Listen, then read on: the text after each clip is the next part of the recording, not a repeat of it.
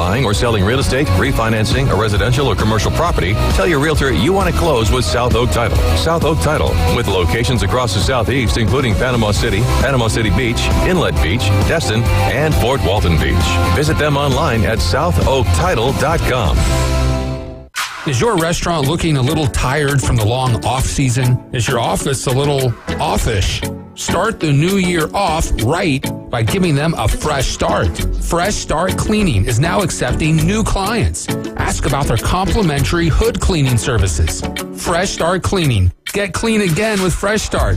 Call 850-771-6917, 771-6917, and ask about their complimentary hood cleaning services. Ellis Agency Insurance has been serving Panama City and Bay County for years. They offer a full line of affordable insurance coverage of all types. Many people are attracted to Ellis Agency Insurance because of their friendly, knowledgeable staff. Call independent agent Johnny Ellis for a true comparison of your personal or business insurance. Ellis Agency Insurance at the Old Cullen Insurance location, 1134 Harrison Avenue, across from Dandy Donuts in Delhi. Call 763-1627.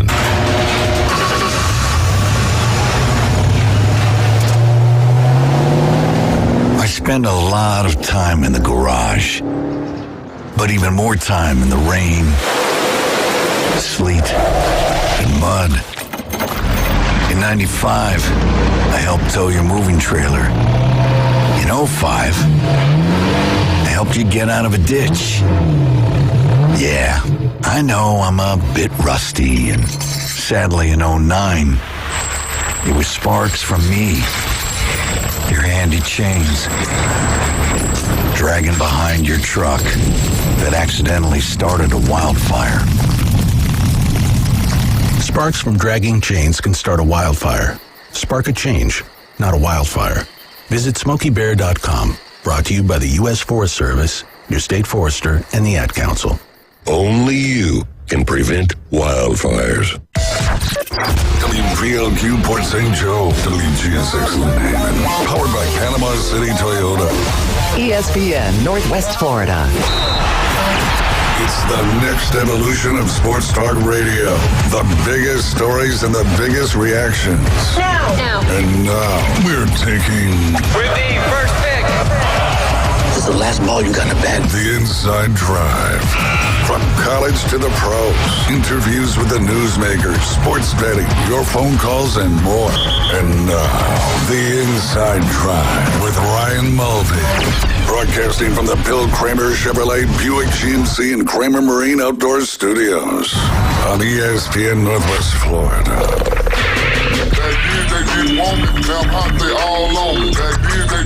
And good Wednesday morning. You're listening to The Inside Drive live here on ESPN Northwest Florida. As always, live and local on 104.3 in Panama City Beach, 101.9 in Port St. Joe.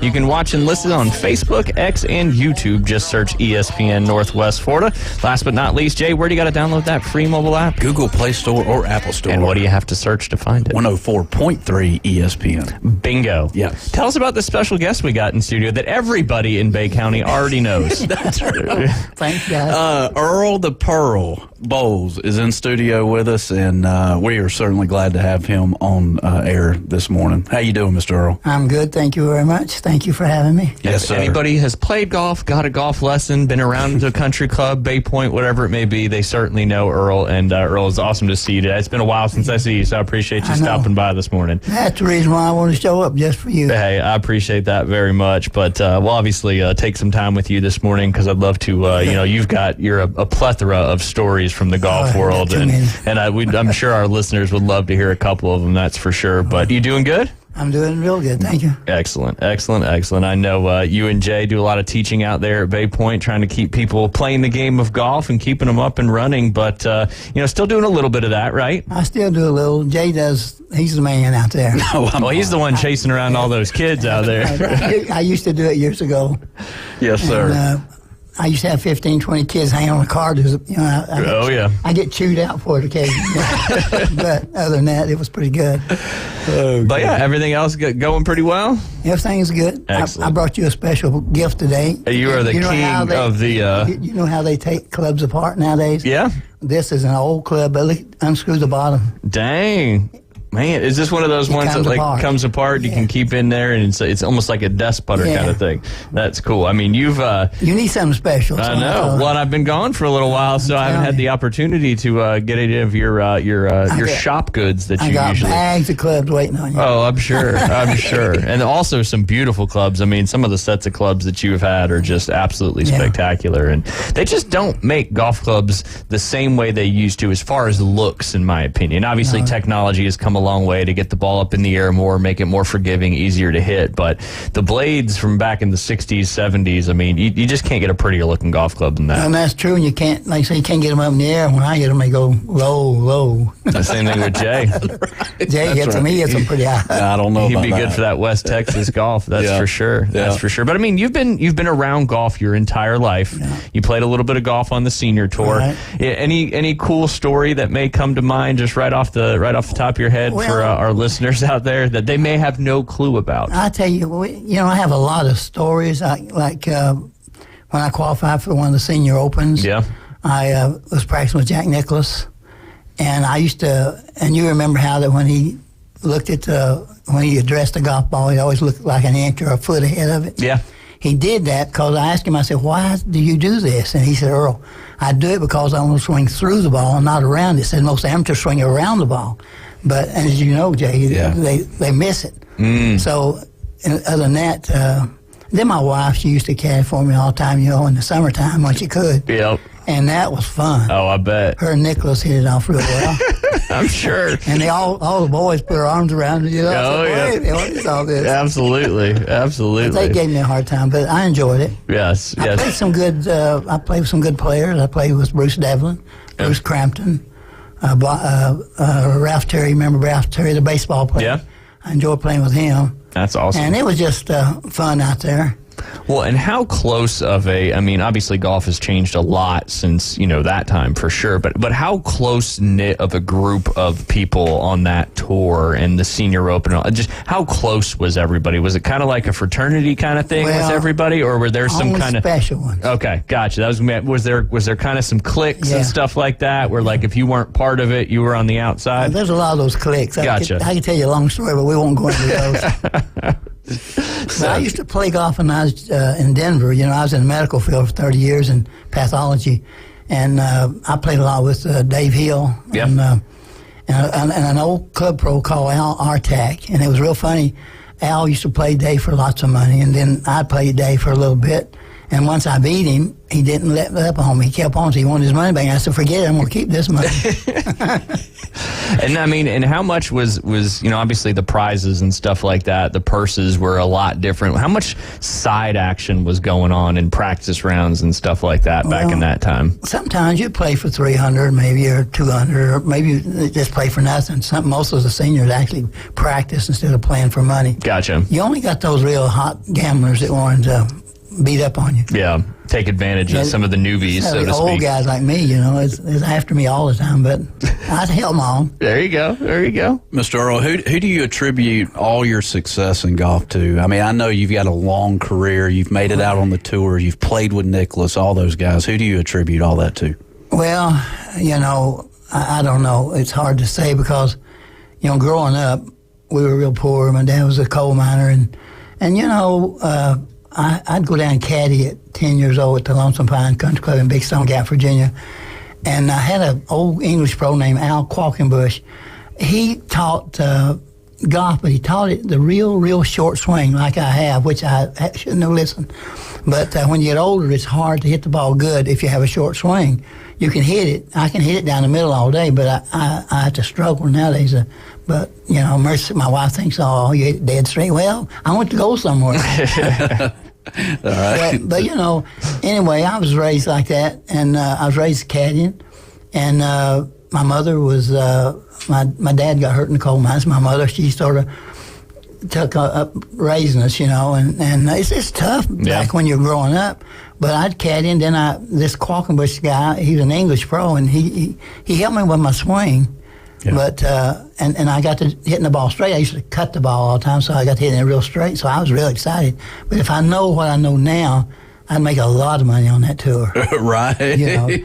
Because when I was playing, the first prize was like $7,500. Yeah. Look at it now. It's $300,000 and $500,000. Yeah, on the senior, and that's the senior tour. The senior tour. Yeah, which is what's crazy. The big tour, you're getting millions of dollars to win. Oh, absolutely. That's just a lot of money. It is a lot of money, and I think that's why you see so many people chasing that goal to make it to the top levels of the tour. But golf is just so convoluted right now with everything going on between the PGA and the LIV and Jay Monahan and all that stuff. It drives you crazy to watch it. It's certainly interesting, that's for sure. I sometimes think it hurts the tour a little bit. I would agree. But I just, of course, I'm old, and I just look at it and let it go by. I don't say, what good is it to talk about it? But, you can't buy a golf game, and that's what a lot of those guys done for is making money, going overseas and getting all that money. Yeah. I mean, money sort of makes the world go round.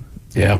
And what causes more problems, too. Yeah, it causes a lot of problems. But, I'm real happy just where I'm at. I come and go as I please, and you've been especially good to me, and so is the owner of the club. You've been good to us, you that's guys for are sure. special guys, and I want everybody to know that. I mean, you are really special. Jay's special. Hey, you only have so many special friends in your life, and you guys are one of them. Yeah, well, we appreciate you more than you probably know, that's for sure. You're a staple out there for us. Yeah, that's true, you did. Go to the Christmas party, they draw my name. I said, Earl and TVs go hand in hand, that's for sure. How long have you been in the Bay County, Panama City area? Gosh, I don't know. I came in the 70s, and then I left for a while, and I came back, and I've been there since. I was at Panama Country Club like 14, 15 years, I think, and then, it was sort of an accident. I was with Bill Spann when he owned Bay Point, and I stayed about 5 years with him, and then I stayed a year with the new owners, which I didn't enjoy, so I left. But overall, I've probably been here 25, 30 years. What's some of your favorite golf memories from being in this area? Because you've won the Sherman before, right? I won the Sherman in '86. That's my special beef that I have against myself. I used to work with Dr. Cybers in the medical examiner's office, and I'd run out there and carry my bag and run over the golf course behind the carts driving, and then I'd have a beeper, and he'd call me into work. But my special memories is that every year I plan on winning that Sherman. So what happened was I go out there and I come in second. I come in beating the playoffs second. 3 years in a row I came in second. And like Cameron Young. Nothing's worse than coming in second. Yep. So the next year, Buddy Supple was leading me about 6 shots. And I got on the tee behind him. I was playing with him in the last round. I said, Buddy, last year you beat me, and this year I'm coming after you. After 6 holes, I remember I was even with him. Nice. And then I beat him. So that was all that mattered to me. I just wanted to win the Sherman one time. You and Jack Nicklaus, 1986. Yeah. Winning the Sherman and the Masters. I would say the Sherman is more important. Well, to me it was. Absolutely. Absolutely. But I tell you, it's when you play golf, you want to do your best. Of course. And I sort of enjoyed playing a lot, but of course now I get out there once or twice a week with my wife and Lavoy Anderson, his wife, but we have fun.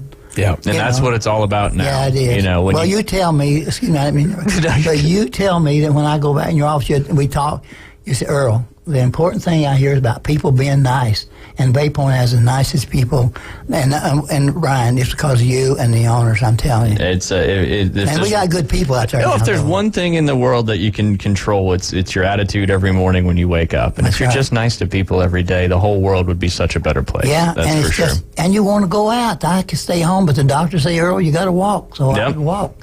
That's one of the things that I will give you a massive amount of credit for is you're always going. You're staying busy, and you're not, you see so many people that they just stop. Yeah. And you keep going, you keep teaching that beautiful game of golf, and we get to see you out there at Bay Point all the time, and it's a special relationship that we have with you. And obviously in this whole area, as many people know Earl the Pearl, well, that is for sure. They know me, but it's funny, I know faces. Yeah. But everybody said, you remember Ryan? Well, wait a minute, I know him, but I don't know him, Well, and you probably helped some of these people now that are in their 30s and 40s that were kids when you were helping them. Well, they come up at me come talk to me all the time. Say, Earl, you remember 20 years ago you gave me lessons? I said, whoa. And he remembers the name, but I had a guy the other day that came in and 20 years ago, I gave him lessons or so. And a couple came in, wanted me to give them a lesson, from up north somewhere, and said, 2 or 3 years ago, you helped us, and we were back. I said, okay. Hey, and that is why golf instruction, and we talk about it with Jay all the time, is instruction's not only just to get you better, making the game more fun, but it's getting people involved in the game that may have never played it. And if we're not filling the world of golf with new people and people not playing once a year and they start playing twice or 3 times, that's what keeps our business going. And gentlemen like yourself are the root of that, because without keeping people going and getting them a little bit of instruction to make it more fun, we wouldn't have as much success. Well, it's the whole thing. It's just so nice. I go out there, you have a select shot tournament for people. An hour drive by, I walk by, and I got 10 people hollering at me, have no idea. And Earl, how you doing? And it makes you feel good. Yeah. It makes you feel well. And it just shows you've done the right thing for so long. That's right. And that is what I'm very envious of you. You always do the right thing, and you set an example. And set an example for a lot of people in this community. That's for sure. Well, I was just going to say, good always wins. That's true. Good always wins. And may not feel like it at the time, but it always does. And no doubt. I got a chance at Christmas. I was coming back from Georgia, and I called Earl up, and I was sitting in his man cave around Christmas time. And he's got a great man cave. I'm sure. I've only heard of this place up on the top of the mountain that only certain people can get to. And his better half, basically did a scrapbook for him and we sat down for probably an hour, didn't we, Earl? And just went through that scrapbook. And I tell you what, he could sit here for years on the stories. I mean, it's amazing. Yeah, it's amazing. I won about 27 amateur tournaments. See, there we go. Thank you. But I don't like to brag about it. But I've been saying, Jay, I'll show you that book. Everybody wants to see my scrapbook. Yep. But half the stuff's not in there. But stuff we had, the hurricane sort of wiped us out a little bit. Like I had all my medical certificates. I'm a cytologist, histologist, pathology, PA, all this stuff. But it doesn't make golf is my life now. Yeah. Yep. So I'm just happy to be alive and happy to be here. I appreciate y'all. Let me show up. Hey, when he told me you were going to come in studio this morning, I was like, that is going to make my day, because I hadn't seen you in a little while, and I got tears. Yeah, man. No, it's good stuff. I was a little worried about it too. I said, I want to come see Ryan. Yeah, no, I appreciate it. Long time. No, I appreciate it for sure. Got about 6 minutes left in this segment. Jay does a tip of the week every week. Right. I would love to hear your opinion. I mean, you try to keep the game very simple when you're working with people, because I think it is a game that needs to be kept simple. There's only a very small percentage of people that can handle the really big technical stuff, and those are usually the ones playing at the highest levels. But what are some things that, very kind of basic, that you would tell to people listening just to try to improve their golf game a little bit? The main thing is that I teach 3 things, basically. I teach the grip, the balance, and the takeaway. Yeah. And if you watch any kind of thing on TV or any kind of study any film, you'll go to a film that says, "What are you teaching today?" The pro will say, "Takeaway." That's all, takeaway. So if people realize if they have the right grip, the right balance is important. If you get on your toes, you're going to hit it right or miss it, and then or you're going to swing around the ball. But that is basically a good thing. And then another thing that really bothers me is people getting in sand traps. They're so simple, but yet people can't do it. Yep. If the sand is too soft, I can't do it sometimes. But just keep the head still, play the ball middle stance, and slide that club right under, let it go. Yep. But don't do a lot of body movement. Yeah, that's the thing people get confused at in this bunker, is literally the one time you're allowed to just swing with your shoulders and your arms is when you're in a bunker, and that makes you much more successful. That's it. Because like you said, you move your body outside of that point where you're trying to hit the sand, it's going to change where the club comes through. Yeah, I remember, I'll say so much. I remember when I was up at Oak Hills, I played Oak Hills Senior Open. I played 3 United States Senior Opens, but I was in playing with Bruce Devlin, and I'm knocking the trap on the 18th hole, and you can barely see the top of the pin, and the green was sort of, had 2 sides to it, crowned. Yeah. And the pin was sitting almost on top of one of the crowns, and I thought, Lord, never get out here. So I took a sand wedge, and I swung as hard as I could swing. That ball jumped up, stopped 2 feet from the hole, and I made the par. I said, whoa, that's pretty good. I like that. I like it. Okay, nonetheless. Yeah. That was deep. Those pins, you can't see them. That's awesome. And that's such a cool thing, too, about, your career in playing golf, is it probably brought you to a lot of places you never thought you'd be going to. It did. Well, I played Arnold Palmer's course in Latrobe, Senior Open. I played Oak Hills. I played played in New Orleans, played in California, Gary Players courses, Dinah Shore out there. So I traveled quite a bit, and I had the greatest caddy in the world when I went out there. I mean, you get to do it with your wife. I mean, that's pretty special. She's a better caddy than I was player, I have to say that. Big shout out to Mary Sue there on her caddying skills. But, she was good. And she's starting to play a little bit of golf now, too. Yeah, she's been getting out there a little bit. She's getting better. I had to fuss out a little bit. She's like, don't bother me, okay. It's a tough one. It's a tough one to get into, especially as you continue to get a little older, because the hand-eye coordination, your ability to change muscle memory definitely gets a little bit tougher. She played a little bit years ago when I first met her. I taught her how to play golf, and she never takes lessons from anybody except me. Yeah. That's fine. But, that's okay. I said, if you can stand it. Yeah, that's the one tricky thing. I will say, I've been in the golf business my entire life, and we used to call the 9 and Dines the divorce open for a reason. Because sometimes that husband-wife golf relationship can be very volatile. Yes. There's no doubt about that. It's tough, I'm telling you. So the fact that you guys, not only was she your caddy, but you taught her to play golf, and now you guys are playing golf together a little bit, that's got to be pretty special. Oh, she's great. She's a great lady. She does a lot for the community as well. Oh, yeah. She does a lot of church work at night, and she does a lot of Sunday school stuff, and she'll do anything for people. She's some lady, special lady. Yeah, she puts up with you, so she's got to be a special lady. That is for sure. No, how she does it. That is for sure. But yeah, if anybody wanted to get up with you and get a lesson, what's the best way for them to get in touch with you? Just come out to Bay Point or try to reach out to you? I have a couple cards out there I leave, but like I say, I don't push people for lessons or anything. I just say, need a lesson, I'll help them. Well, and you know what, Colby, when you had me come out there, Colby Pitts, he was your pro at that time, and he came out and wanted me to come one day, and I said, okay. Then a month later, he comes, we come 2 days. And then after the storm, I asked you, and you said, come every day. Yeah, absolutely. I did. But they can just call. I have cards at the club if they want something, but I'm sort of I teach some young, but not much. I give them to Jay, but I teach the older people. When you've been working with some of these people for a long time. Yeah, you remember some of them we got out there that's used to be the $10 lesson. Yep. Absolutely. But I love it. I just love the people. I really out there personally to be. I feel like I want to be an ambassador of Bay Point. Yeah. And just and I don't care about. I wanted to give a lesson to people. I'll help them, but that's the way why you got me out there to help the older guys and the members, and I appreciate that. Yeah, no, I mean, and the more people promoting, whether it's Bay Point or wherever, I mean, the more people promoting the game of golf, the better it is for all of us. There's no doubt about it. And golf's in it's certainly boomed after COVID, and it's kind of plateauing a little bit. And we're lucky to be kind of in an area that's driven by tourism. Obviously, we have a ton of local play as well. But if we didn't have that tourism, I don't think we'd have golf courses in this area like we do. I think you're right. Yeah, but it stays busy. Bay Point's busy. Absolutely. Yeah. Absolutely. Testament to Dustin and his crew keeping that golf course in good shape. That's for sure. We got to take a break, Earl. You want to hang out for one more? Yeah, one more. All right. There you go. Stand me one more time. Hey, no, we want to hear some of these more stories. That's the good stuff. That's for sure. You guys are listening to the Inside Drive live here on ESPN Northwest Florida. We'll be right back. ESPN Northwest Florida presents Wrestling Against Cancer, number 9. Saturday, April 27th at Bay Haven Charter Academy. In the main event, it's a tag team showdown with Exodus versus Mike Steele and Mr. 850. Then Kelly Mann and Kelly Clark in the Wrestling Against Cancer Championship bout. Plus exciting women's wrestling. Doors open at 5:30. Bell time 6:30. For information, ESPNPC.com. This is Joanna with ESPN Northwest Florida with your Wednesday's weather. This afternoon and evening there will be a moderate breeze out of the north, light sprinkles and some sun, and 73.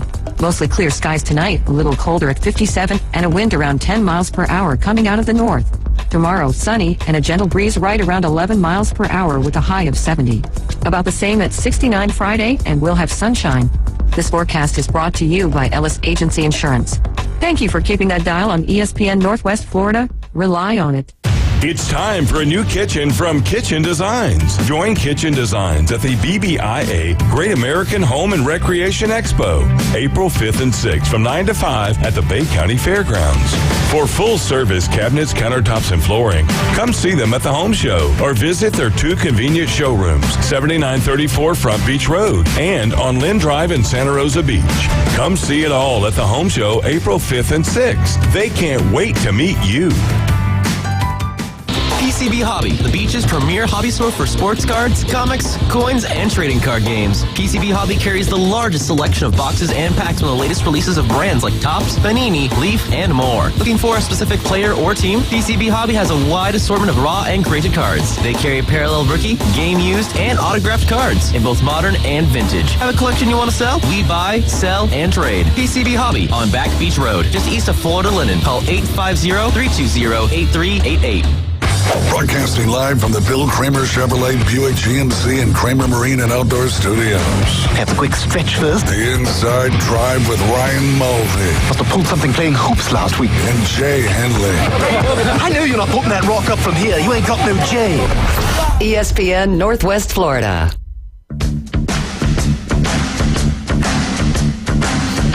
And welcome back. You're listening to the Inside Drive live here on ESPN Northwest Florida. Don't forget, coming up at 12:15 today, it is the Race to Talladega. If you listened to Coach James Hale show this morning, you would have heard the keyword. Your qualifying time, if your name is announced, is how fast you get to your phone and give us a call right at 12:15. Lowest qualifying times from each of the 3 weeks will win a pair of tickets up there to the Geico 500. And if you listen to our show back on Monday, Brian Crichton painted the picture of how awesome Talladega really is. And I know, Jay, you visited Talladega in the past as well, and you know, some things you can talk about, some things you can't talk about, and that's kind of all part of it. But we do have a caller on the line, and has a question for you or a story for you, and I think Josh is out there. Josh, how are you doing?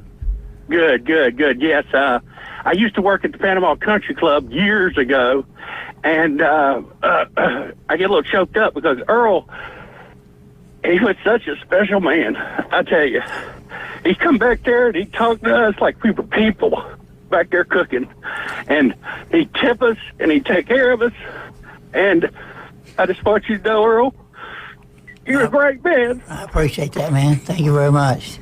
I don't know if you remember me, I remember. but oh, yeah, you're special.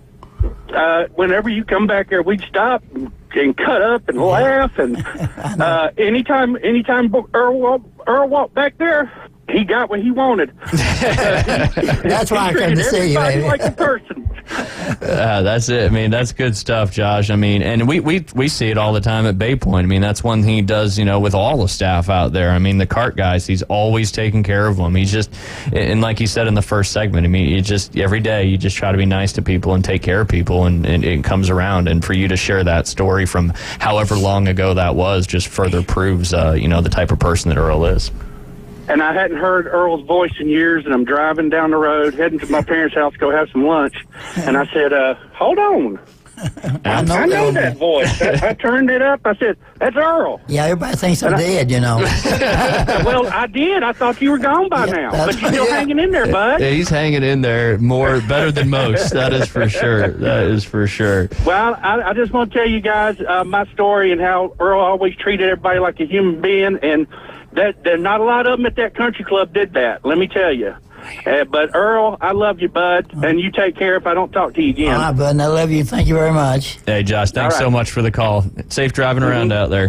Okay, thank you. Bye-bye. There you go. Shoot, Earl, see, look, you're pulling on the heartstrings of all our listeners this morning. We're going to have to get you to come in more often. I mean, Jay's over there. I mean, it's what it's all about, though, right? It's and we talk about this stuff all the time. We talk about it with coaches, and, you know, how many times have we said, who do you remember growing up that had an influence on your life? And it's typically, you know, a coach or a teacher. Obviously, your parents and stuff like that are a big part of it, but obviously, you know, your impact in this community, in this area, is stretches a lot further and wider than I think we all realize. You know, I know I told Jay a couple times that I always thought about, Lord, before you take me, let me do something good for you. Yeah. And I think that's something. Somebody said, well, that's what you're doing. Yeah. But he answers and I don't even know it. That's it. You glorify God, and the rest takes care of itself. There's no doubt about it. There's no doubt about it. Well, it's like I say, this is the first time I've been here, but I appreciate you guys having me. No, shoot. We're going to have to do this more often, apparently. That is for sure. We're going to call it Wind Down Wednesday. Yeah. Bringing everybody's emotions into the show today. And Keith will bring us back at noon. Yeah, he will. For sure. That's for sure. But, you know, I don't even know which direction to go at this point. Either. If you got any more good stories, let it ride. I've got a few good stories, but there's a couple I don't want to tell you. Yeah. That's part of it. It's right? the same thing like my wife. She didn't know how to caddy when we first went out. Yeah. And Dale Douglas, his caddy, took my wife out on the course and showed her how to caddy, how to mark the books, and she was awesome. Like I said, she's better caddy than I was player. Well, and that's one thing people don't realize too. I mean, a lot of people especially if you don't know a lot about golf, just speaking specifically to caddies, you're not just on the tour levels. No. You're not just carrying somebody's bag out there. There's a lot more to it than that, and that relationship between the caddy and the player, I'm assuming, leads to the success of the player. It does. And it was just a nice trip. We called. I'd planned on going to Europe to play. I'd lost my card on the senior tour because you had to finish in the top 30, and I didn't finish in the top 30. So I was going to Europe to play, and the driver ran over me and broke my neck. And I've had surgeries, all top surgeries, but I always look at it, Ryan, as God has a reason for everything. Yeah. And I had cancer. I've gotten over that because I've taken all this stuff, but that's another reason. I say, well, if I'm going to go, I'm going to go. Yeah. And I don't worry about the future because I know where my future is. Yeah. And that's so important to people. Amen. People don't believe that, but this young generation bothers me. It scares me. I'm thinking that there's a lot of good stuff going on right now, and I think a lot of people are waking up and realizing how important that is to have in your life. And, just putting trust and faith, and you see it. I mean, Scotty Scheffler came out the other day after he won the tournament. He says he's playing the game of golf to glorify God. Yeah. And you're seeing more and more of that. So, I mean, obviously, case in point with everything you got going on, which is pretty cool. Well, I'm just happy, like I say, to be here, and I'm just happy to be living. I'm happy to be where I'm at. Absolutely. And I appreciate friends like Jay. I told Mercy Jay's a special guy. I mean, we know. We knew that before he came to Bay Point. I mean, when he came part-time, which, Yeah. But then when he came back, he's special. Yeah, you know that, Jay. You call and check up on me. You're a great friend, and you're awesome. I want your dog. That's right. How is Sailor? I haven't seen Sailor in forever. She's 40. My wife's gonna steal him from her. So no. Well, if you ever need somebody to watch, it sounds like you got it lined up already. You just may not get her back. That's right. That's the only thing. That's the only thing. I keep looking for we used to have a boxer. And, man, they cost $2,000. I can't afford a boxer. Well, I'm waiting for somebody to lose one on the street. Maybe they'll get it. Hey, there you go. I know you're starting to see a lot of the doodles are becoming a lot more popular at the refugees because they had such a huge boom and people didn't realize how much work it was and energy. So it seems to be a more different type of dog nowadays at the shelter. So maybe you can find... You mentioned that, not cutting you off, but you mentioned that we were up at the place looking. There were 3 of them up there. There's a real one sitting and one just looking at me. Yeah. My wife said, "That dog likes you." I said, "Well, I like it," but she said, "I said, we'll take it home." She said, "No, it's too much trouble keeping clean." Said, okay. Yeah, definitely. It's a lot of work. That's for sure. That's for sure. Mr. Earl, your life in general seems so parallel with Ben Hogan, right? Yeah, because he was in a car accident, right? Oh, yeah. And can you talk to us a little bit about? Didn't you have an accident happen? I had a real bad accident. I'd been practicing. I came out of the golf course and I was started towards home, and it was like 9 o'clock on a Saturday morning, and it was so cold. But the night before, I'd hit the ball so good. I practiced, man. I was just blasting the pin down, and I could really hit it back in those days. Well, I start home. I was running a golf course, and they told me, I said, I'm going home. It's too cold. Stay out here. So I started halfway home, and I'm looking down the highway on a straight highway, and I see this car coming in and out, about 3 or 4 cars, and I thought, what's nothing? So I just doing about 60, and boy, I get right up in their face, and he turns that car out and runs right up over my hood, right in my face, about 70 miles an hour. Wow. And all the words I could say, Jay, and it was, God help me. Yeah. That's all I could say. And I hit that car. To this day, I can see the bottom of that car coming up in my face. Good and I whipped it down to the right, and I went up to a dry bed, and I got off the highway, but then the ditch killed me. It broke I'm crippled in one hand. and I can't turn my neck. I broke my neck, right, my back. So, right. But I'm just thankful to be alive. Yeah, and like I said, you could have let that define you. It could have been a negative, a negative moment in your life. But it could have also been way worse had Well, the doctors always said you'll never play golf again. That's what hurt me, because I'd spent 3 years out there learning how to play with the tour players, and it takes you a year or so to learn how. Right. Because you lose a lot of money, spend a lot of money flying here and flying to Las Vegas and flying to Chicago, and I played in Philadelphia. These different places. Yep. And it's expensive. Yeah. And you paying that bill, I sponsored myself, so it was getting a little tough. My wife says, honey, don't you think it's time? I went out after I got hurt, and I said, I'm going to play no matter what. Gosh, I was pitiful. So she said, honey, don't you think it's time for you to start work? Yes, ma'am. And I was going back to the hospital and do in the pathology department, and she said, no, I want you to teach golf.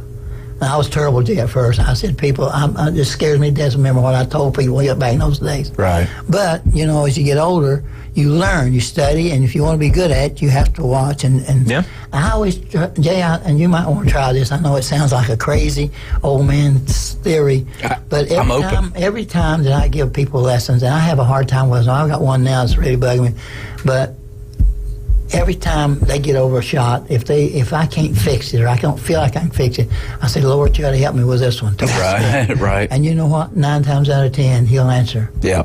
It's unbelievable. I just say, thank you, Lord. Yeah. Because you're doing me something good. That's right. And a person lives the way that God wants them to live. Now, I'm a sinner, and we all are. But if we live that way, He will help you on your job. No matter what it is, He'll help you. Absolutely. It's like Ryan. He will help him. I trust. Yep. I do a lot of praying for Ryan because I love him. I love the people at the golf course.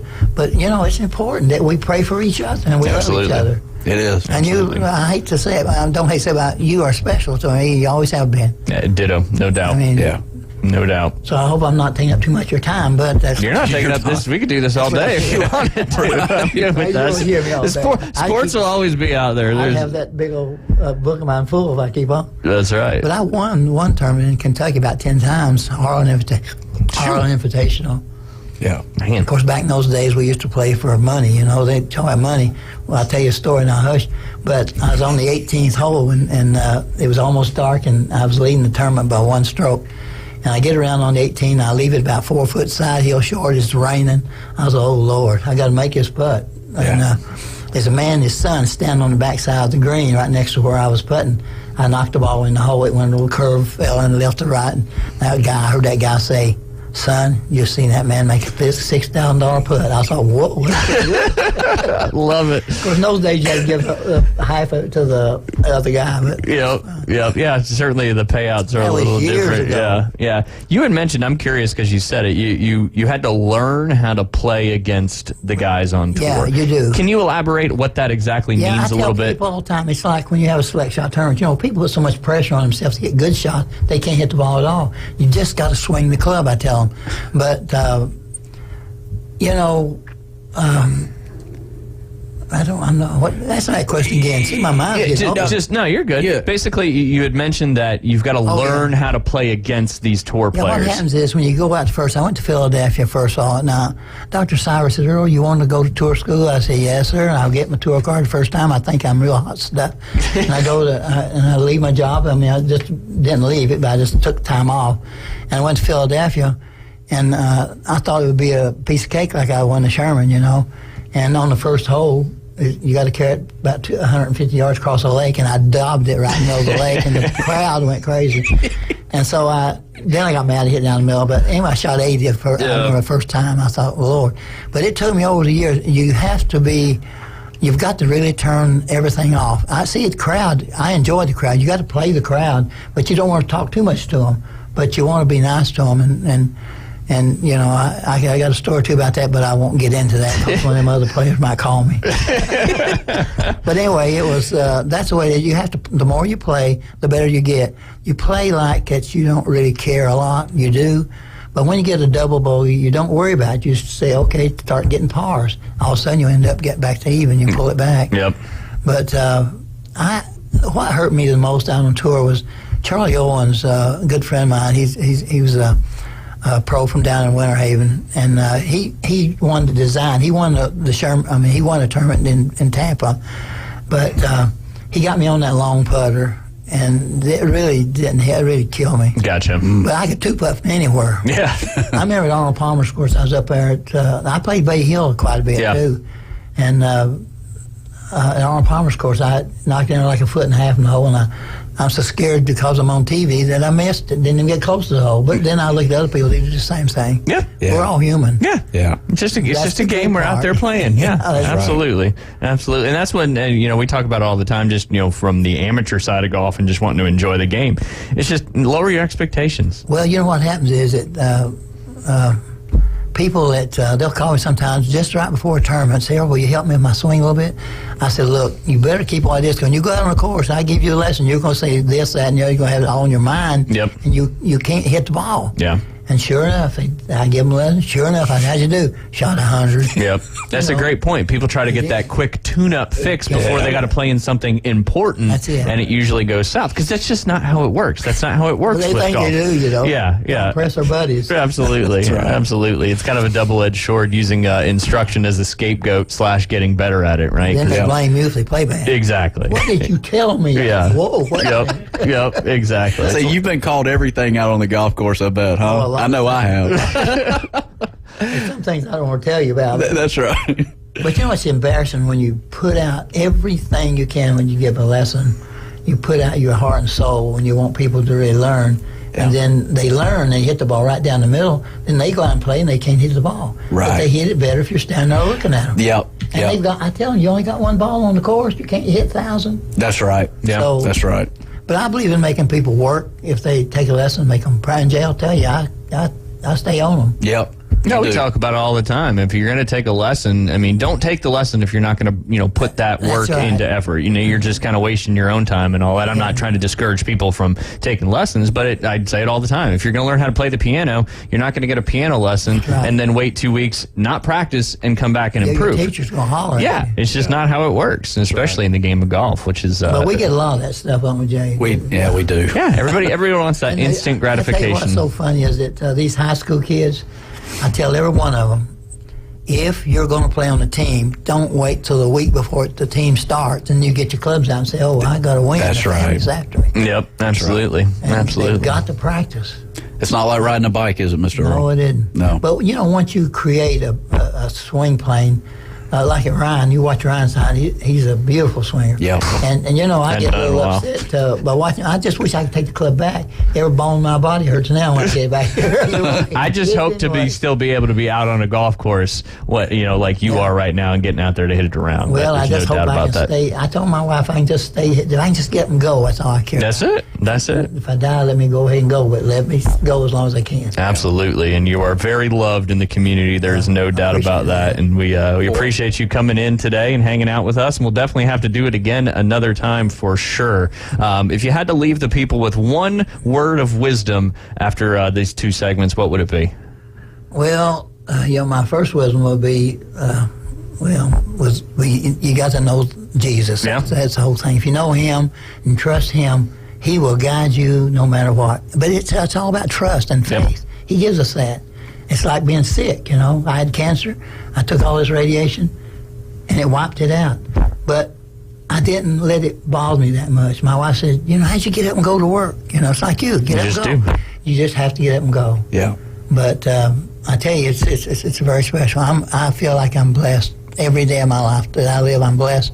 And I'm blessed with a good home, a good wife, and good friends like you guys. Yeah, absolutely. And we're blessed to know you. And, if everybody would just look at life like you do, I think this world would be a lot better place. There's no doubt about it. Well, and thank God for Josh for calling in, because I think he spoke for a lot of people this morning. Absolutely. 100% about that. And, just... Maybe I get to see Josh again. I haven't seen him in years. There you go. There you go. Well, Earl, we appreciate your time very, very much, and we hope to do it again soon. You guys are listening to The Inside Drive on ESPN Northwest Florida, and we'll be right back. ESPN Northwest Florida has your chance to win a pair of tickets to the Geico 500. Join Coach Hale mornings at 7:15 and 8:15 to enter. The Race to Talladega. Then at 12:15 and 5:15, listen for your name called. If we announce your name, race to the phones. How long it takes you to call 850-215-6290 is your qualifying time. the fastest qualifying times win a pair of tickets to Talladega, right here from ESPN Northwest Florida. Hey folks, Chris Kramer with Bill Kramer GM. And the best place to listen to the Inside Drive with Ryan Mulvey is inside a brand new vehicle from Bill Kramer GM. And I want you to know we've got 10 times the amount of inventory on the ground as we did this time last year, and darn near all of them are discounted. So shop us online at BillKramerGM.com or visit us at the corner of Frankfurt and 23rd. We'll make it easy and take great care of you. Are you looking for a place to take a leak? Do you have a truck, tractor, or other hydraulic equipment leaking or not performing as it should? At Reliable Hydraulic Solutions, we can get you back to work. Do you have a busted or leaking hose? Hydraulic cylinder or pump needing repair? If competitive pricing and a quick turnaround are what matter to your business, come see us at Reliable Hydraulic Solutions. Or you can give us a call at 850-326-3000. Reliable Hydraulic Solutions, 6840 Highway 77 in Southport. The best place in town to take a leak. Ellis Agency Insurance has been serving Panama City and Bay County for years. They offer a full line of affordable insurance coverage of all types. Many people are attracted to Ellis Agency Insurance because of their friendly, knowledgeable staff. Call independent agent Johnny Ellis for a true comparison of your personal or business insurance. Ellis Agency Insurance at the Old Cullen Insurance location, 1134 Harrison Avenue, across from Dandy Donuts and Deli. Call 763-1627. And now the Inside Drive with Ryan Mulvey. We're going to have a talk. Tell me what you know. Broadcasting from the Bill Kramer Chevrolet Buick GMC and Kramer Marine Outdoor Studios. It's a frantic noise. ESPN Northwest Florida. And welcome back. You're listening to the Inside Drive live here on ESPN Northwest Florida. Don't know really how to follow up those two segments there, David Hayes. That's some good stuff from our good friend Earl the Pearl Bowles, who's just a legend here in Bay County and obviously has touched many hearts just doing the right thing. Yeah, I don't think you can follow that up. Like you said, we'll just take this segment to reset, and then we'll get Keith Fleming on the line. But wow, dude, I mean, we could mop up the floor with the tears that were shed in here today, and I'm sure out there on the roadways and on through the airwaves in people's vehicles. I mean, Jay I'm right there with you, man. I'm right there with you. That was just absolutely amazing. And I anytime that God's getting glory and Jesus is being brought up here on the radio, which is, outside of Christian radio, I don't know how often I hear that, So I'm thankful to be part of a radio station that allows us to do that. 100%. Wow. 100%. Yeah, I mean, and just, to touch more on Earl, I mean, he's been doing it for so long and trusting in Jesus and God and living the right way. I mean, you impact people's lives when you do that. And you may not even realize that you're doing it, but it's so important, and especially in this day and age with so much crazy stuff going on, to trust and have faith and do everything and glorify God. And look at Earl. I mean, he's been through hell and back. I mean, he lost almost his golf career due to an accident that could have defined him. He could have been angry. He could have turned to, anything other than, knowing that it could have been worse. And God had his hand on him and protected him in that accident. I didn't even know about that accident. Oh, you did? I had no idea. Oh, okay. Wow. I might have, but I don't think I've ever heard the story about it. But just one of the good ones. There's no doubt about that. Well, we get so caught up in detail day in and day out of all life in general, right? And Earl, there's a legacy there that's going to be, that's defining. Absolutely. And like I said, thank God for Josh for calling in and, being brave like that and really talk about Earl. And you can just hear it in Josh's voice. You can hear it in my voice. Yeah. I mean, this is a gentleman that will call and check up on me if he hadn't seen me in a couple of days. And but we love Mr. Earl, and God, it was so great to have him in studio. Absolutely. Thanks for making it happen. Yeah. That's good stuff. We got to get him in again too. Yeah, we good. do. That'll be good. We'll have T-shirts made just says "Live like Earl." That's Simple as that? It is that simple. Simple as that. Yep. I don't even really know where to go talking about sports, but I had a lot of little fun facts. But I guess I'll clarify one thing from yesterday. We'll pivot and get back into sports here. And then we got Keith Lemon coming up in the next segment for all your DFS golf action, your props, all that good stuff.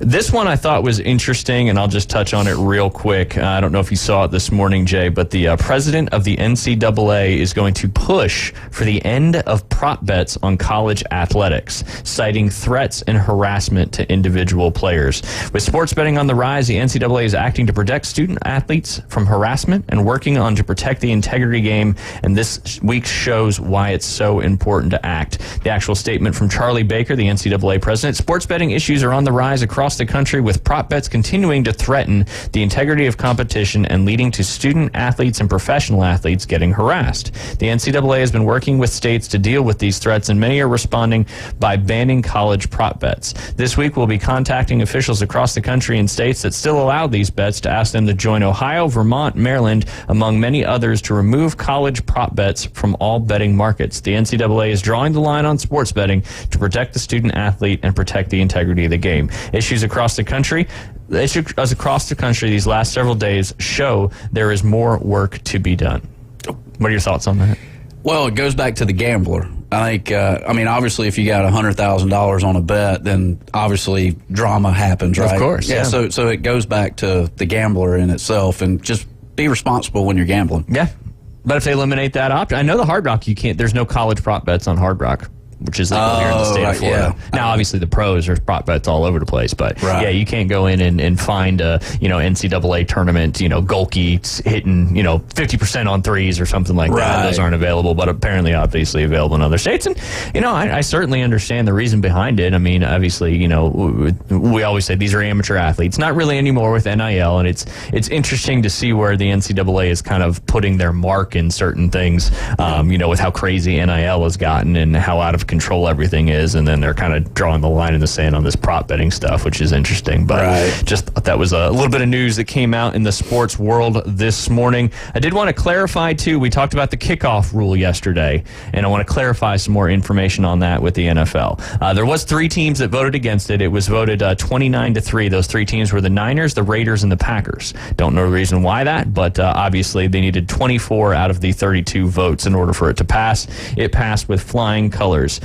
Which it's player concerns for safety, but also to encourage more kick returns. The kicker still kicks off from his own 35-yard line, while his teammates line up on the receiving team's 40-yard line, 5 yards away from the return team's blocker, meaning the return team's blockers line up on the 35-yard line. 2 kick returners will line up in a landing zone between the 20 and the goal line. The encouraging part: any kick that lands in the end zone is a touchback, and any kick that lands before the landing zone will get spotted on the receiving team's 40, meaning if that kick lands before the 20-yard line, the team automatically gets the ball on the 40 going out. And if it goes into the end zone, it sounds like regardless if they catch it or not, it's a touchback. If the ball lands in that landing zone, which is the 20 to the goal line, the team must return it. That's one we didn't talk about yesterday. I thought that was interesting. The receiving team has to return it. So do you think you see some gambles with some people? Maybe that ball's going, because if it lands in at the 1-yard line and rolls into the end zone, it doesn't sound like it's going to be a touchback at that point. So they almost have to catch the ball in order for that. Because if it goes into the end zone and the other team gets it, I mean, could be a touchdown. That's interesting. So, and the safety rub, the kicking team won't be allowed to move until the ball is in the landing zone. We talked about that yesterday, which prevents players from running into each other with a 40-yard head start. Certainly NFL looks at that as a good thing. And then basically, kick returns are so back, the Athletic says. We largely have lost the play over the last decade as kickers have booted the ball further and teams have opted for lower risk via touchdowns. In 2023, just 22% of kickoffs were returned at all. 22%. That means 1 out of 5 kickoffs were actually returned. And expect teams to... we talked about this yesterday. Expect teams to... 22%? 22% of all kickoffs were returned. I thought it was like 2.2%. They said 22. Maybe they forgot the period. Yeah. 2.2 would be astronomical. Interesting. Yeah. But expect teams to start tweaking roster construction in turn, just as the Steelers did yesterday by adding Cordell Patterson specifically for the returns. But Interesting. And we talked about it yesterday with some of the, more not specialty guys, but the best athletes on your team that normally you wouldn't put on a kick return because you need them somewhere else in the risk of safety. Maybe you start seeing them more back there. What about onside kicks? Have they done anything with that? Yes, the onside kick is now only going to be available, I think, in the last 2 minutes of the second or of the game. It might be the first half too, but because this basically eliminates the onside kick because you can't do it based on these rules. So I think there's only one. I think it's only the last 2 minutes of the game now. Or I guess you could, but wherever the defender grabs the ball, that's where it's dead. No, right? you have to. I think you have to announce that you're going to be. Yeah, and then doing the formation. Kick, and everyone goes back to the 35-yard line, which I absolutely like. That'll be something that changes, I think, within the year or two, because there needs to be surprise onside kicks, or you can do that whole 4th and 20 thing that the Eagles want to do. See, and there were several other teams that were looking at that agreed with the Eagles on that one as well. Instead of an onside kick, you get the ball. But what yard line was it on? The 10 or something? I don't even remember. Anyway, you get one play, 4th and 20. If you get the first down, you continue the possession. If you don't, the other team gets the ball. Oh, okay. So almost like 4 balls in a just go to first base in baseball. Here you go, just go to first base. No, right? Is that not a good correlation? Analogy? Was going over my head. So they're placing the ball on the 10-yard line? Well, the team gets a chance, one play, 4th and 20 from whatever yard line it is. I'm assuming it's somewhere probably the 20 and back, somewhere in that aspect. And they get one play. If they get it on 4th and 20, they get to keep going. Okay. All right. That's but just not an actual rule. It's just a proposed rule. Okay. In lieu of the onside kick. But like David said, something's probably going to change in the next year or so with the onside kick stuff, because the surprise onside kick is it doesn't happen very often, but it's been very vital into some games and had a massive impact on it. That's for sure. Yes. And if we did that 4th and 20 thing, don't you think teams like the Chiefs and whatnot, they get on a roll or whatever, they could be up and just be like, you know what, we feel good about our chances. Yeah. You get up by 3 scores, and then you just start doing that instead of the onside kick. That's why I'd prefer it to be all right, you can only utilize that if you're down by 2 scores or more or whatever in a certain time. But who knows what's going to end up happening. For the most part, I like this whole kickoff thing. Yeah. For the most part, I think it's something that's definitely going to grow on us. But the onside kick thing, that kind of grinds my gears. Yeah, they need to. They figured out the first part, and now kind of need. I mean, it's obviously going to look different. It's completely different, and I think it's important because it makes that play of the game actually matter. One other thing that I dislike about it is if you've got, you mentioned it yesterday, putting your skill players back there. You have, if you're the Dolphins, you could throw Jalen Waddle and Tyreek Hill back there, right? But here's the thing. Once you get past that first line of defense, it's all over and done with at that point in time. Yep. And that's what I don't like about it. So maybe you could have, half of your guys on that 35 or 40-yard line and then have some safety back there. Because and I think you're going to see that. Yeah, I think you're going to see that because, people, I don't think just because that's what the proposal is and what they can do, I don't think you're going to see everybody lined up on that 40-yard line. I think there's going to be some staggering because, like you said, you guys seal all those blocks and you break, 1 or 2 things, you're gone if nobody's hanging back. But isn't the purpose of the rules so that guys aren't running full speed? So maybe you can't. So maybe just have 2 guys back there or something like that. But there needs to be that net because if you get speedsters past that initial line, they've got to run 20 yards. If they get past you, now obviously some of the guys are going to be running laterally backwards, but you break that initial line of defense and it's all said and done. And I don't honestly want to watch a game full of just kickoffs. Keep the kick return, touchdown returns. That needs to be a special thing, not a common thing. Yeah, definitely. It's going to be interesting to see how it all shakes out. That's for sure. Well, they're turning it more into science versus art, right? I mean, the onside kick to me is a very art move. It's not science. No, it's not easy to do. No, and they're taking the art out of it. Hey, if you're an up-and-coming kicker, get big and learn how to tackle too, because you could be very important in the future NFL. Well, that's true. Yeah. It's just so hard to make a one-on-one tackle in open field with people running at that speed. I don't know. Bring back Pat McAfee. like Jared Lorenzen, the quarterback at Kentucky back in the day. There you go. There you go.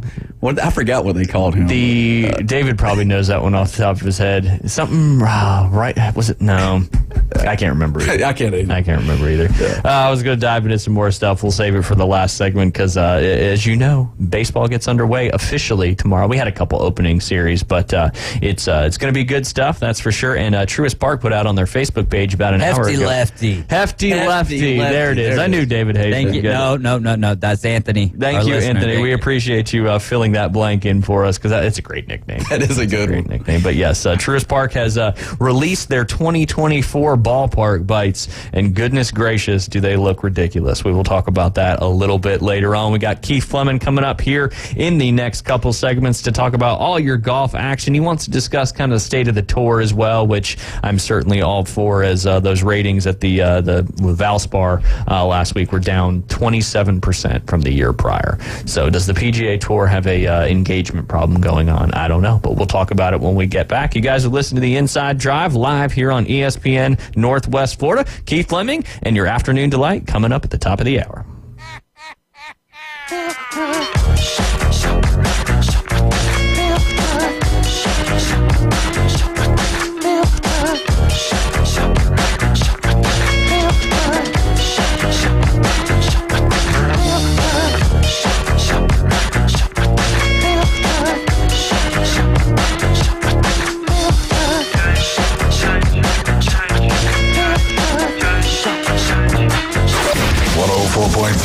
ESPN Northwest Florida, your exclusive home for March Madness. And it goes for the win! We'll bring you every game live. It's the three to tie it! It's the NCAA Men's Basketball Tournament, college basketball's premier event, and it's all right here. And the dream is alive! 104.3 ESPN Northwest Florida. The dream, yes! This is Joanna with ESPN Northwest Florida with your Wednesday's weather. This afternoon and evening there will be a moderate breeze out of the north, light sprinkles and some sun, and 73. Mostly clear skies tonight, a little colder at 57, and a wind around 10 miles per hour coming out of the north. Tomorrow, sunny and a gentle breeze right around 11 miles per hour with a high of 70. About the same at 69 Friday, and we'll have sunshine. This forecast is brought to you by Ellis Agency Insurance. Thank you for keeping that dial on ESPN Northwest Florida. Rely on it. Are you hungry for authentic Mexican cuisine? Then come to El Rodeo Tequila Bar and Grill, where we serve up the freshest, most flavorful dishes on the beach. El Rodeo Tequila Bar and Grill, a great location, comfortable atmosphere, and happy hour from 3 to 7. Buy one, get one free, regular margaritas and 12-ounce house drafts. And you're going to love their lunch specials Monday through Friday from 11 to 3. Plus, live music Wednesdays and Saturdays starting at 5:30. El Rodeo Tequila Bar and Grill, Thomas Drive across from the Navy base. WPLQ Port St. Joe, WGSX Lynn, powered by Panama City Toyota. ESPN Northwest Florida. There's more than we can clean your floors. It's time to make the swap. Swiffer Power Mop. Introducing the new Swiffer Power Mop, the all-in-one tool that gives you a mop and bucket clean in half the time. The solution's built right in, so no heavy bucket, and the pad has hundreds of scrubbing strips to get deep into grout. Don't mop harder, mop smarter. Swiffer Power Mop. Swiffer Power Mop. The only place to get sports betting coverage on the radio. Is this legal? Broadcasting from the Bill Kramer Chevrolet Buick GMC and Kramer Marine Outdoor Studios. It's the Inside Drive with Ryan Mulvey on ESPN Northwest Florida. Sky rockets in flight. Afternoon delight.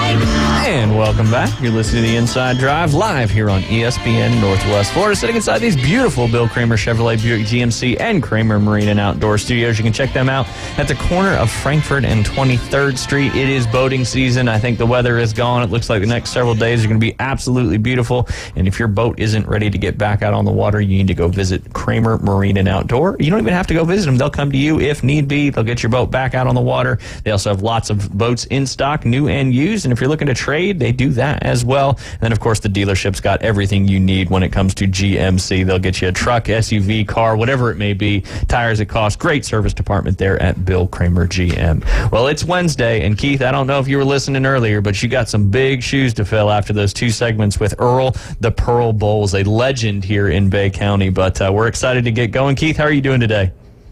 Doing great. No pressure, Ryan. Thanks a lot. Hey, you live for pressure. You live for pressure. That's you and Jay. You guys. I mean, you don't even see it. You don't feel it. None of that stuff. Yeah, but Jay, I think he's got a little after. Since you're actually here on a Wednesday, you were here last Wednesday too, though. Maybe. So. Yeah. Maybe. No, I can't remember. I think he doesn't remember. Yeah. I think you were. That was a long time ago. Right. That was long. I think Keith's got a little afternoon delight action for you here to get us going.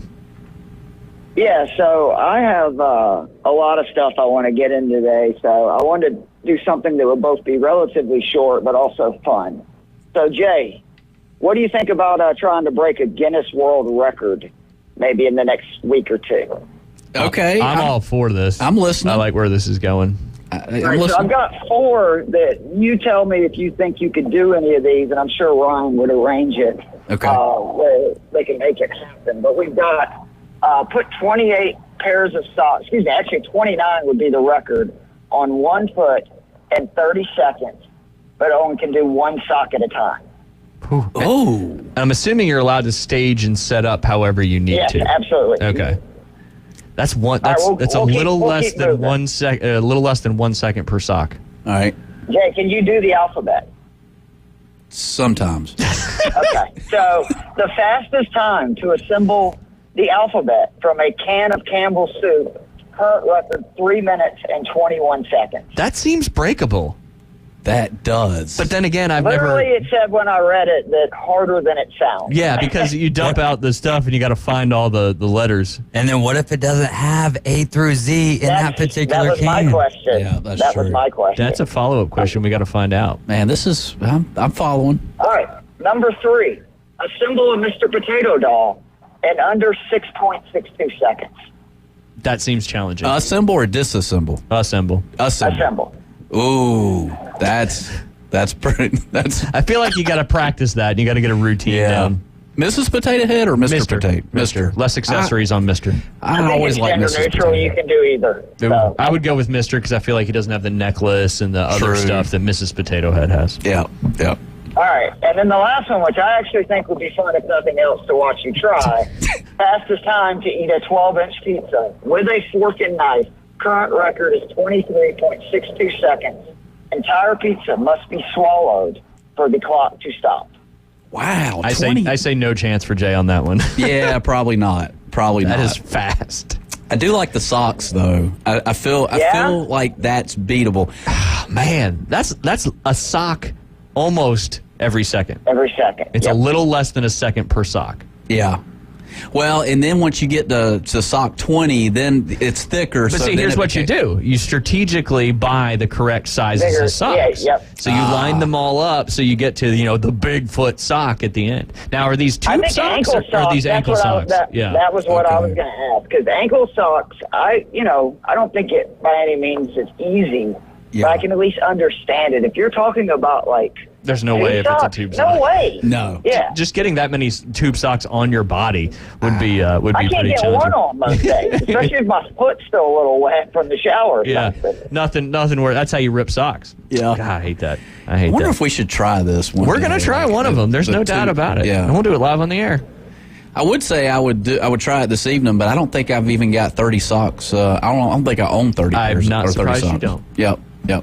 So. The Campbell soup one seems doable, but then again, I'd have to see what it really looks like when you dump the can out and all of the little alphabet things are there. Well, if you could drain the pasta off, or not the pasta, but the sauce. I was going to say the pasta is the most important part. Yeah, the sauce. The broth. The broth. Okay. Then because the soup doesn't typically have sauce. Right. I don't know what soup you eat, but the soup that we eat doesn't usually have sauce. Right. But get away the sauce. I think I can maybe do that. But you got to, the sauce is... Well, it's not sauce. It's the broth. Or the broth. I've never had Same sauce thing. with soup, but maybe some people have. Yeah. I don't know. All right, Keith. I like that. That's good. We're going to get one of those done live on the air and see how close he can make it happen. But a lot of stuff to talk about in golf. Let's dive right into it. We are officially only 2 more tournaments away from the Masters. We always know where Keith is. Downtown Atlanta, man. Always.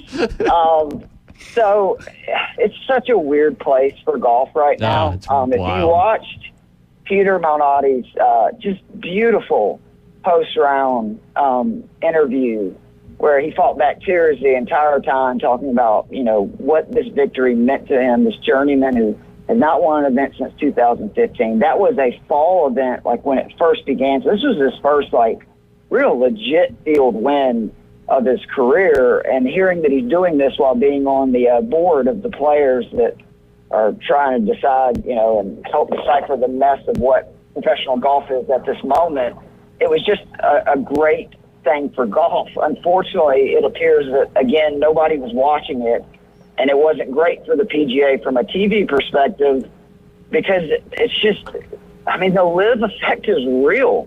You look at the leaderboard heading into Sunday at the Valspar. Keith Mitchell, Seamus Power, Peter Malnati, Cameron Young, Brandon Todd, Chandler Phillips. I would say that's not what the tour wants, with the viewership down 27% from 2023. The tour's going to make new stars. It always has.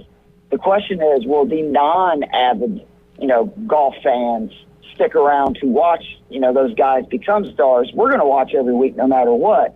But I am really worried about the sport that I love more than any when it comes from a professional sports standpoint because of, just interest, TV ratings, etc. Well, and do you think this one specifically, it's always tough when you're coming down from a huge event, but do you think the basketball might have affected this one at all too, in addition to just the leaderboard not being a lot of big familiar names that I would say your non-avid golfer watches? Absolutely, but again, that 27% is... That's a big number. Year over year, not just for that tournament. Even the players, which had a big spike, I still would have thought it would have been more, especially once Scheffler kind of made his run, what did he do? He made that eagle on 4, and then I think he was, within 2 by the time he made the back 9. It's a scary place because overall interest in golf seems to be wavering, and this is all of their own making.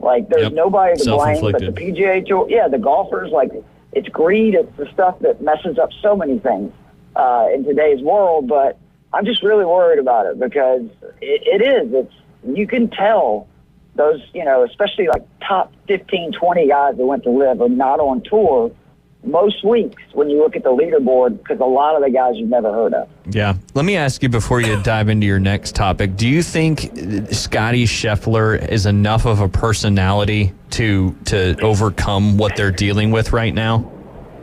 No, not from a personality, but I think he's a good enough golfer to potentially just become a lightning rod, kind of like Jeff Gordon in NASCAR, right? Jeff Gordon wasn't really a super likable or unlikable guy or extremely flashy or any of that stuff, but he just won so much it got to the point with what happens with everybody in sports. When you dominate, you become either loved or hated by about half of the people that watch. Yeah, definitely. Because Tiger obviously dominated, but also Tiger was new. The sport was changing at that time. Not only was he so dominant, but it was also just this new era of sport, the fist bumping, the fire, all that stuff. It really wasn't big in the sport at that time, and he brought not only the dominant play that he did, but also brought that kind of flair and flash to the sport. So now I don't think there's another opportunity to do that, but that's just kind of why I was asking about Scottie. Well, and my thought is they have their PGA Tour and all these guys are separating themselves from the day-to-day blue-collar guys, right? They're living these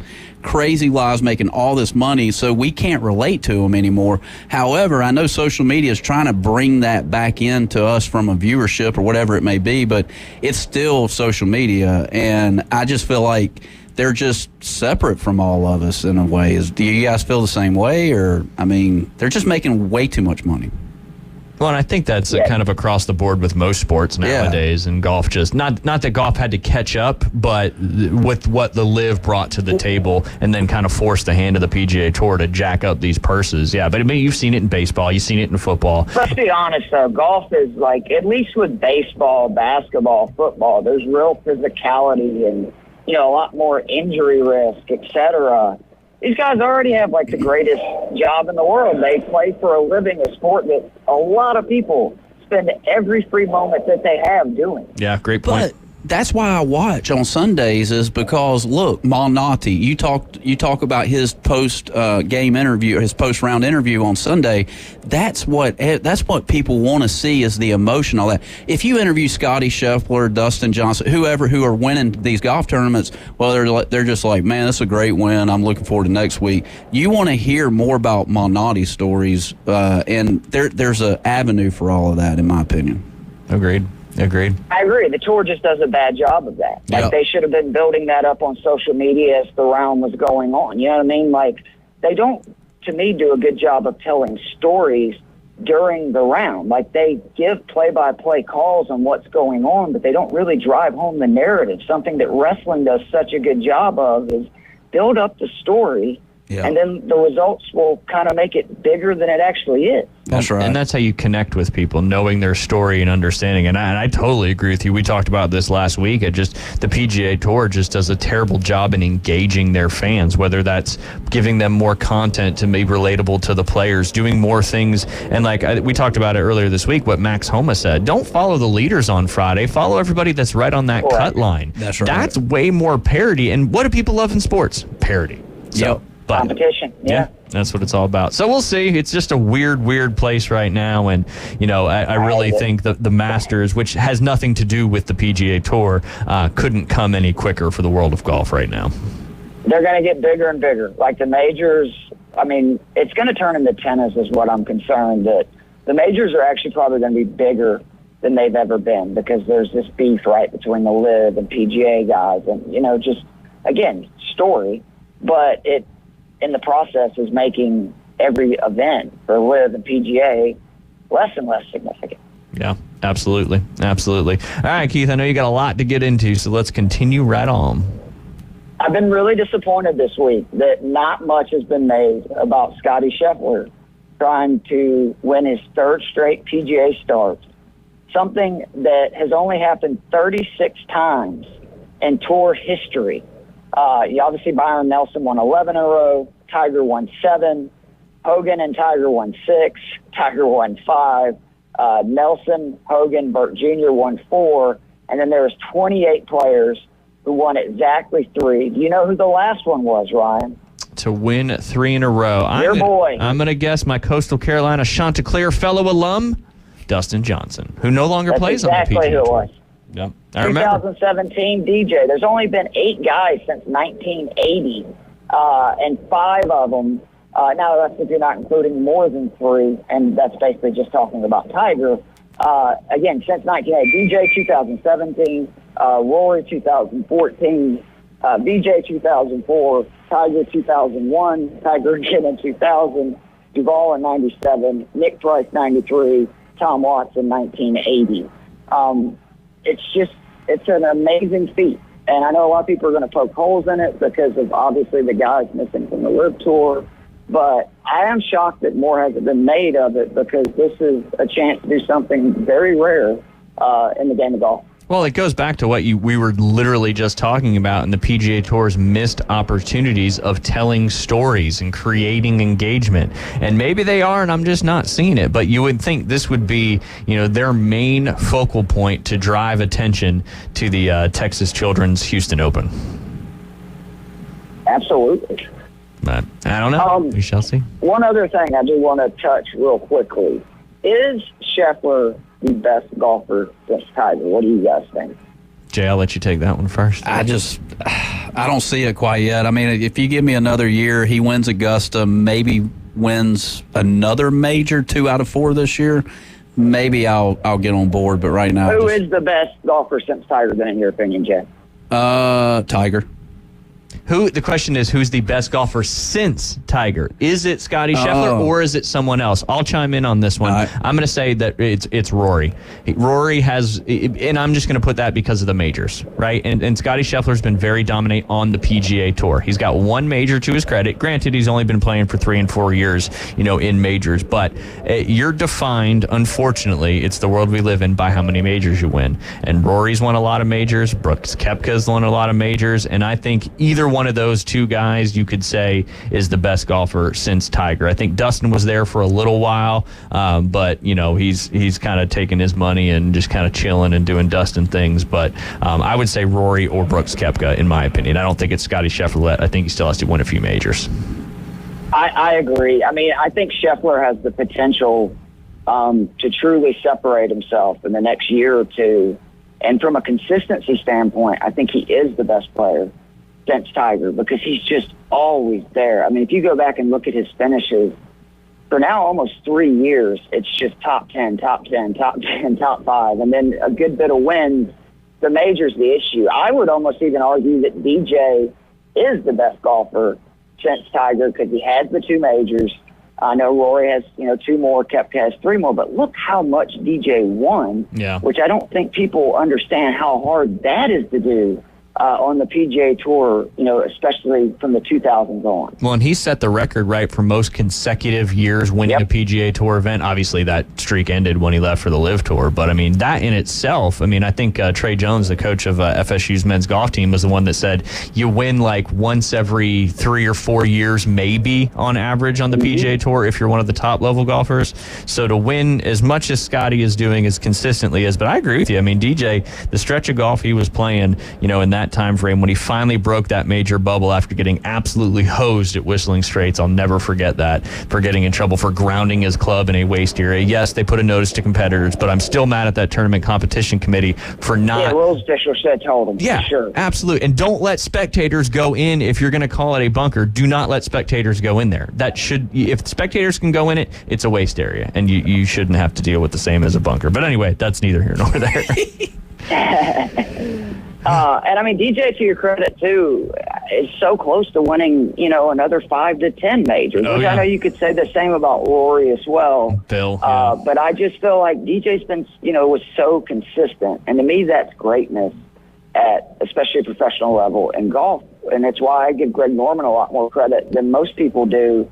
Is he just won consistently for years, which is so hard to do. It's so hard. Absolutely. All right, Keith, we've got about 2 minutes. Why don't you dive into the event preview just a little bit? Am I incorrect in saying this? Didn't the Houston Open used to be the week before the Masters? That I am not 100% sure of. I know the event was in the fall from 2020 to 2022. This was the event that used to be known as the Shell Houston Open, but that's been a long time since it was called that. I thought it was recently. I think it was like 2016 is when they dropped their sponsorship.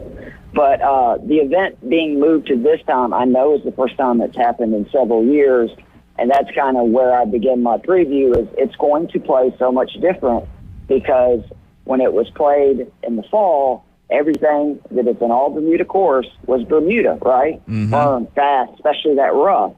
Just like we've seen in some of these other events earlier this year, we got overseeded fairway, overseeded rough.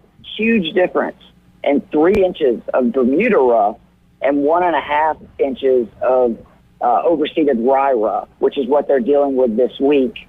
So it's going to play much easier than it was in the fall. Still a really difficult course. They're calling for high winds, so I'm not saying it's going to be, crazy lower numbers than normal, but I think we've kind of learned the tour is not setting stuff up really difficult right now. And these courses, these guys are so good when they don't have to contend with thick rough and really firm conditions, especially on the fairways. Yeah, absolutely. And it's obviously changed golf courses, but I forget the name of the course that it used to be at. And I swear it was the week before the Masters. But they simulated the same kind of conditions. I mean, they overseeded everything. Everything around the greens was closely shaven. The bunkers were so similar, where they just went from the closely shaven, a fringe and went right into the bunker. And then just everything was so similar to the Masters the week before. But obviously that's change with this new golf course, Memorial Park Golf Course, par 70 at 7,400 yards. Hey, Keith, we'll take a quick break. When we get back, we'll dive right back into it. You guys are listening to the Inside Drive live here on ESPN Northwest Florida. We'll be right back. ESPN Northwest Florida is taking you on the ultimate road trip to see the Orlando Magic. It's the Holland Hearts ESPN Northwest Florida Magic Express. We're taking a busload of ESPN listeners and driving them to see the Orlando Magic play the Chicago Bulls Sunday, April 7th. You'll watch all the action from a presidential suite. For your chance to win, open the ESPN Northwest Florida app and click Enter Contest. Sponsored by Holland Hearts and PCB Hobby. Good afternoon. This is Joanna on ESPN Northwest Florida with your forecast on this Wednesday. A variety of very light showers and some sun the remainder of the day, with a moderate breeze at 13 miles per hour coming out of the north, and look for it to be 73. Tonight, there will be mostly clear skies with the temperature reaching 57. Sunny tomorrow with a high of 70. This weather is sponsored by Mid-South Lumber, the best little lumber yard in Panama City.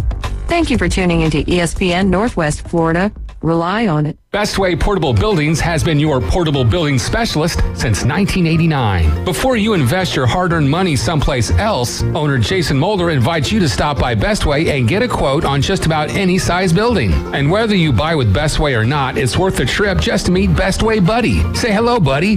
Good boy. Bestway Portable Buildings, just north of Harts Marine on 231, and online at bestwayportablebuildings.com. The best in portable, period. Tell them Buddy sent ya. Are you tired of hearing 2 weeks when you call to get your boat worked on? Hey folks, it's Chris Kramer with Kramer Marine and Outdoor, and we'll get you in and back out on the water as quick as possible. We're a full-line Yamaha outboard dealer and Suzuki outboard dealer, and we have master-trained certified mechanics on site. So if it's just an annual service, electronics install, trolling motor install, or all the way up to a full repower, we can take care of you. So stop by and see us in the corner of Frankfurt and 23rd next to Bill Kramer GM, or call us at 850-851-0453. You hear it first. Sports talk right now. Back to the Inside Drive with Ryan Mulvey. I know it seems a bit overwhelming at first. Broadcasting from the Bill Kramer Chevrolet Buick GMC and Kramer Marine Outdoor Studios. Something makes me think you'll get used to it. On ESPN Northwest Florida.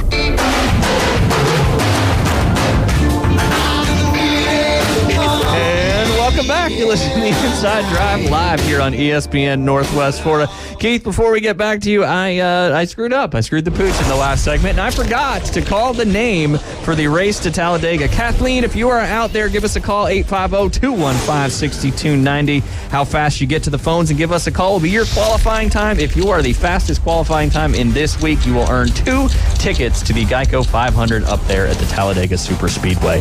But we'll jump right back into it. Kathleen, give us a call again, 850-215-6290. But Keith, let's get right back into it. We've got the Houston Open going on. This time the sponsor is the Texas Children's Houston Open, which I'm assuming is the Texas Children's Hospital out there. I believe so. I'm not sure. Also, real quick, not to get sidetracked, great song selection by my man David. If you do not know the story behind the lyrics to that song, it's worth checking it out. Crazy stuff. There you go. DJ Davy Crockett behind the glass is always spinning the hits. That's for sure. So something that you brought up, Ryan, is actually, I think, a huge part of this event being moved back to just 2 weeks before the Masters. And this course, in a lot of ways, is a lot like Augusta National in the sense that you're going to have these huge undulated greens surrounded by runoff areas where there's not a lot of rough around the greens, but tight lies, making it difficult to pitch. Not really a lot of trouble. 21 bunkers, only 4 water danger holes. Very insignificant rough, again, because of the overseed. And I, again, think this is just going to play a lot easier than what we've seen in the past. Some of the things to really pay attention to this week, for me, elite distance off the tee. This is a very long and difficult golf course historically. Now, we don't know exactly what the difference is going to be playing softer and with not as much rough, but regardless, it's always been an advantage to get off the tee. And for those guys who have elite distance, they don't really have to worry about hitting fairways this week and can still contend because of the easier rough. So I'm looking at guys that just can flat out really move it. You want players that excel on their approach games because, again, these are a lot of runoff areas. So you need to hit particular spots on the greens. Or, I mean, a shot that is, say, 20 feet when it first lands could end up, 13 yards off the green and you got this tight chip.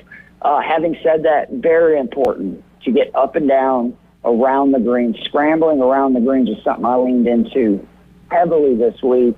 I looked at total strokes gained on difficult scoring courses, good drive percentages, driving distance, strokes gained putting on very fast greens, 3-putt avoidance, because, again, these greens are so large. You're going to see a lot of guys have like 5 to 7 footers after their lag putts, and then scrambling on difficult courses. The comp courses I looked at were Augusta National, Riviera Country Club, and LA Country Club, host of last year's U.S. Open. A lot of correlation with the guys that have played in this event, and no surprise, they played really well at Augusta, Riviera, and LA Country Club. And that's what I do when I look at comp courses, is you kind of think of courses that fit some of the key characteristics, but then to me the real test is you look at guys that have had success, and if there's a group of people that do well in all of those, you kind of know you're on to something. For my official DK plays this week, I am going with Scotty Scheffler at $13,000. I know death taxes, Scotty Scheffler in cash games. If you're playing multi-entry events, I would not play Scheffler this week. But in cash games, to me, he's a must start. He's playing out of his mind, obviously has the back-to-back wins. I know his price tag is tough to swallow, but, I mean, not enough to me not have him anchoring my cash lineups. Because this is a course tailor-made for Scotty Scheffler. I mean, he's an outstanding long iron player. He is one of the best wedge games around the greens on tight lie golf courses of anybody you will find anywhere.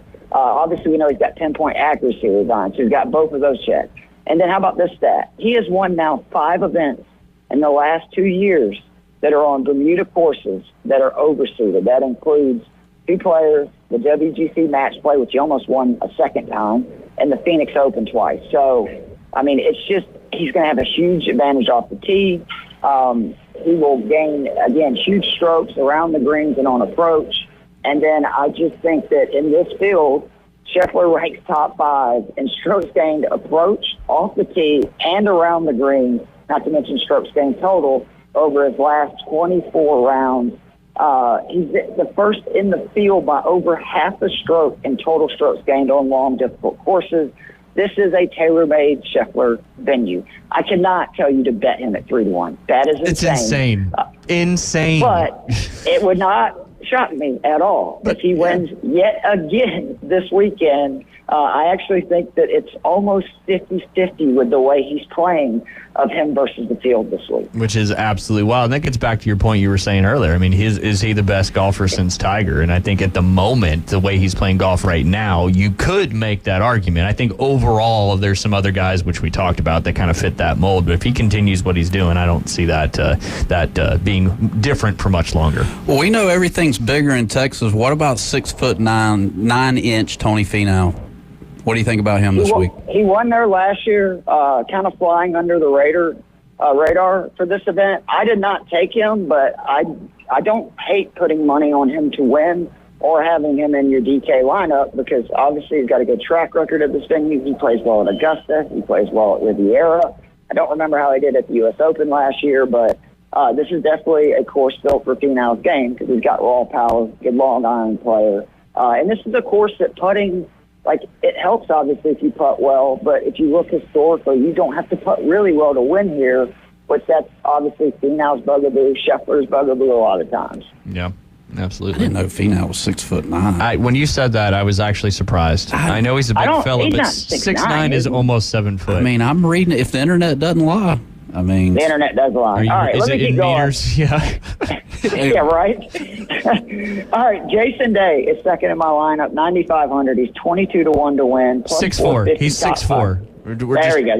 That's much more plausible. This is from Tony Finau's website. I don't know where Jay's at. Right. It's a different Tony Finau. Maybe wearing heels. Yeah, there you go. Day is, I think, just the unreal value this week on DK and betting boards.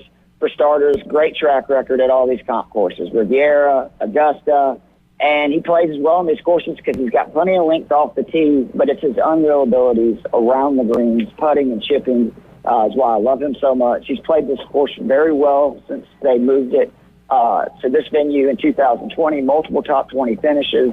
Being an Aussie, he excels in windy conditions, which we know the wind is supposed to pick up considerably this weekend starting Friday.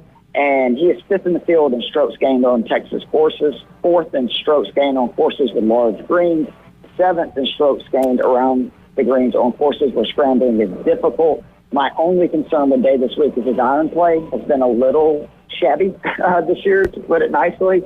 But I also think that means if he has a good iron week, he's got a really good chance to win. The third guy, Jake Knapp, 8,000 on DK, 55 to 1 to win. I love this kid. 10 to 1 to top 5, plus 450 to top 10. He's the first player I think of right now when I hear bomber-friendly golf course, where he seems to have a huge advantage because of his elite distance. We've talked about before, his average ball speed off the driver is 185 miles an hour. Insane. He's continued to have success following his win at the Mexico Open, which I love. He had the top 5 performance right after at the Cognizant Classic, and then made the cuts on 2 events and courses that really don't fit his game. Yeah. So Knapp's currently on tour 17th in strokes gained total, 21st in strokes gained approach, 31st in putting, 20th in driving distance, and 64th in scrambling. His scrambling actually is much better when he's not coming from the rough, which again, this course does not have very much rough surrounding the greens or bunkers. It's tight lies, which his numbers are much better on. So I actually think he's flying under the radar this week. Sneaky pick. Mackenzie Hughes is next in my lineup, 7,800. He's 60 to 1 to win, 5 to 1 to top 10. One of the top players in the field who is right now on the outside of getting an invitation to Augusta. He needs to either win this event or finish the event after this event, top 50 in the world golf rankings. He's basically the only player in my DK lineup this week without elite or borderline elite distance off the tee, but he's so good around the greens, and he's in such good form, plus has a great history at this venue. He's first in the field over his last 24 rounds in strokes gained around the greens. And his putter is just on fire. If you watched him last weekend, he was making everything. He has 4 top 31 finishes with 2 finishes at longer venues, Bay Hill and Riviera Country Club. Since 2020, in 3 appearances at this venue, his worst finish is 29th with 2 top 16 finishes. All right, this is where we're getting into a little bit of the riskier plays, but you got to take your shots when you're putting Scheffler and Day in for, basically half of your salary. I'm going with Joseph Brantley. He's 6,600 on DK, plus 360 to top 20. He finished top 10 at this event last year, in 2022, which was the last time this event was held here. 8th in total strokes gained for long, difficult courses. He's 2nd in scrambling strokes gained on difficult courses around the green. And this season, he's 14th in driving distance and 35th in scrambling on tour. His driving accuracy, which is a big bugaboo for him, 52%, 158th on tour. Not a big deal here because much lighter rough with the overseeded rye. And he's got 4 top 40 finishes in his last 6 starts on tour. Every time you say bugaboo, Jay can't keep a straight face. I love it. Is that a Chuck Fleming? That's a Chuck Fleming term. It is definitely something I picked up from my dad. I love it. Chuck Fleming saying for sure. I love it. The last guy in my official lineup who I really like this week, Cole Hammer, 5,100 on DK. He's 90 to 1 to top 5, 35 to 1 to top 10, and 11 to 1 to top 20. He grew up in the state of Texas, played his golf at the University of Texas. He's in the field on a sponsor's exemption, the same thing he was last time he played in this event in 2022. He finished 27th that week. That week he averaged nearly a stroke and a half on the field on his approaches. And again, that was with difficult rough. So I think that number could improve this week. He's been playing on the Korn Ferry Tour where he ranked 6th in total birdies, 29th in birdie average per round. And what I like about the upside of Hammer and DFS is his experience at this venue and the fact that he's going to be comfortable playing in his home state. He has spoke that he's played this course a gazillion times while he was growing up. And just his prop bet numbers are outrageous for a guy who has already finished top 30 at this event. He's played it a bunch. He knows the area, obviously can play in the wind if it gets really windy this weekend like they're calling for. And he's a big-time talent. Now, the other guy in the field you can say a lot of the same things about is Sam Bennett from the Masters last year. Yep. So those are both really good. I think Bennett is 5,600. A few other plays I got this week real quick. Keith Mitchell, 9,200, 40-1 to win, 8-1 to top 5, top 10 in strokes gained off the tour and approach this season on tour. 4th in proximity from that number we're looking at, 200-plus yards. Top 40 in par 4 birdie, par 5 birdie percentage, and birdie or better percentage. And he also had a top 10 finish the last time this event was here in 2022. And the most comparable course they played this season, Riviera, he finished 9th there as well. Alex Noren, 9,400, 7-1 to top 5, enters the event back-to-back top 20s on tour. He just really excels off the tee and around them, which is two of the big deals here. And he's putted really well. He finished T4th in his last event here in 2022. He gained 7 shots on the field on approach that week. That's the kind of iron player he is. But more importantly, for a guy who struggles with his putter at times, averaging over half a shot for his career on the greens. 2 low plays real quick. Robert McIntyre, 6,800, 110 to win, 1 to win, 8-1 to top 10. Did you guys see what he had his caddy wear for his Valspar bib, which they can select whatever they want to go on the back of the bib? I did not. No. He put the Ryder Cup score of Europe versus Team USA. Dang. Absolutely love it. Until the Americans can win over in Europe, they deserve all the hate they can get. I like him a lot here, though, because he is in the field, 16th strokes gained off the tee, 17th strokes gained around the greens, and 10th in strokes gained on long, difficult courses. His debut season has not gone the way he won on the PGA Tour, but the Mexico Open, which is another course that's very long and bomber friendly, he ended up finishing 6th there. Then finally, Cameron Champ, 6,400, 110 to 1 to win, plus 850 to top 5, plus 450 top 10. Just really good value on both DK and in the odds book. This is a guy that we talk about winning. He won in 18, he won in 2019, won in 2021. I think he's kind of due. He played college golf at Texas A&M, so he's familiar with the area, the conditions. He missed the cut in his only start here since 2020. But again, the course is going to play much easier for a guy whose best attribute is bombing it off the tee. So he's going to be able to just hit it and not really have to worry about where it's going. His last 24 rounds, he's 3rd strokes gained off the tee, 30th strokes gained total, long and difficult courses. I definitely think he's worth a flyer at 110 to 1 to win. Keith, what's Cameron Champ's bugaboo? What's his bugaboo? Yeah. He can't really putt, and at times his scrambling is not the best, although he does have slightly better statistics again when there's not rough. He's one of those guys that putts a good bit on conditions like this and, somewhere like Augusta when you're just off the green. You just wanted to say bugaboo one more time. He did. There you go. Hey, Keith, I know I asked you this question, but if there's any new listeners on, obviously besides following all your articles and your Twitter account and all that good stuff to find out all of the knowledge that you share with our listeners, what's some of the advice you would give to somebody diving into golf DFS for the first time?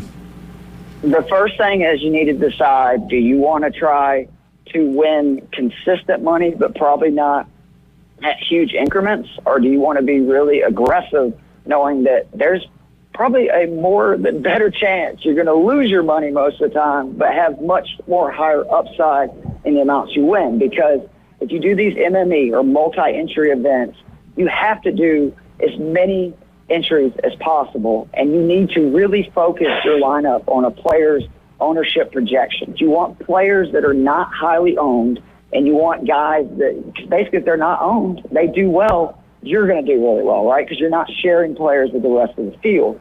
If you're doing cash games like I do, which is 50-50 single entries, you're really just looking for the best players at the courses. Don't worry about ownership projections. You just want guys that are going to make the cut, make sure you cash, at least get your money back.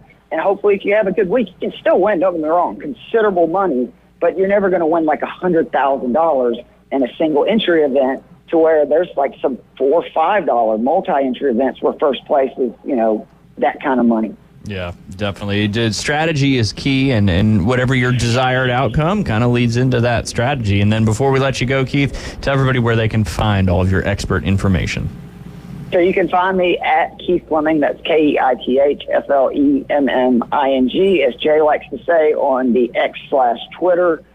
seriously, hit me up. Love talking DFS, golf, football, fantasy football in general, and wrestling. So let me know if you got any opinions on those things. And, guys, the show has just been on fire the last couple of weeks. Highly entertaining stuff. Can't wait to see Jay try to put on 30 socks, and or 29 socks, and basically 30 seconds. Yeah, it's going to be awesome. We appreciate you bringing that to the table. We appreciate everything you bring here to not only the Inside Drive, but ESPN Northwest Florida. I know you guys are heading down here in a couple weeks, and maybe if there's that Friday you're playing golf, and I know Thursday you're driving down late, but looking forward to seeing you back down here in Panama City Beach. Absolutely. Maybe we can call in Thursday or Friday on the golf course with my dad, because he was just a trip, and you can hear all of the Chuckisms, not just Bugaboo. Yeah, that would be good. That would be good. I don't think we're going to be live on the air on Friday, but definitely Thursday, that's for sure, unless we figure out how to ride around and broadcast at the that would be amazing. That would be fun. Okay. That is for sure. Keith, we appreciate your time as always. Thanks, guys. See you, Jay. See you, Ryan. Take care, David. ESPN Northwest Florida. The Dan Patrick Show. Dan Patrick. They just need to get their story straight, because right now there's 3 different versions of this. But you can't go in and be naive and go, was there any inside information? Maybe Ohtani's giving information, didn't even know what was going on with this. Did he know that his friend had a gambling problem? So there's a little bit more to this. It's the Dan Patrick Show, weekday mornings from 9 till 11. ESPN Northwest Florida. Attention homeowners, are you dreaming of a backyard oasis? Look no further than S&R Fencing, your go-to destination for quality outdoor transformations. At S&R, they specialize in crafting custom fences, decks, retainer walls, and all exterior construction that not only enhances the beauty of your home, but also stands the test of time. Their experienced team takes pride in delivering top-notch craftsmanship with a personal touch. S&R Fencing, locally owned, licensed, and insured, and a member of the BBB. In the jewelry business, there is no substitute for experience. David Adamson has over 46 years of experience, 32 of those in Lynn Haven. Designing and creating fine jewelry is more than a job for David, it's a joy. If you're looking for a spectacular jewelry design that says you, or perhaps you need your jewelry repaired, look no further than David Adamson Designer Jewelry. All work is done in-house and always to your complete satisfaction. Stop in today at David Adamson Designer Jewelry, 830 Ohio Avenue in Lynn Haven. They're on Facebook and at tcjeweler.com. Signworks, a business serving businesses since 1985. Everything from signs and banners, vehicles and boats, magnetic and real estate signs, contractor signs, and much more. Signworks can do large format, full color printing too. Signworks, a real professional in the business world. Call Signworks at 785-8899. Signworks, 850-785-8899. Do you suffer from political talk radio fatigue? We know that under the 39% rate, the U.S. economy is Tune into the most fun and exciting new radio show on the Gulf Coast. It's The Inside Drive with Ryan Mulvey. From the Bill Kramer Chevrolet Buick GMC and Kramer Marine Outdoor Studios on ESPN Northwest Florida.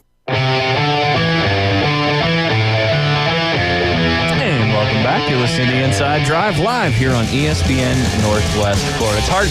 You want to go with the rhythm of the song when you're coming back in. So when he plays Blink, I want to go fast. Right. Gets me going. Ready to race. That's for sure. Rhythm and balance. For sure. Rhythm and balance. Did you hear Mr. Earl? What was one of the things he said? Balance. Balance. Grip, balance, and takeaway. And he didn't say rhythm, though.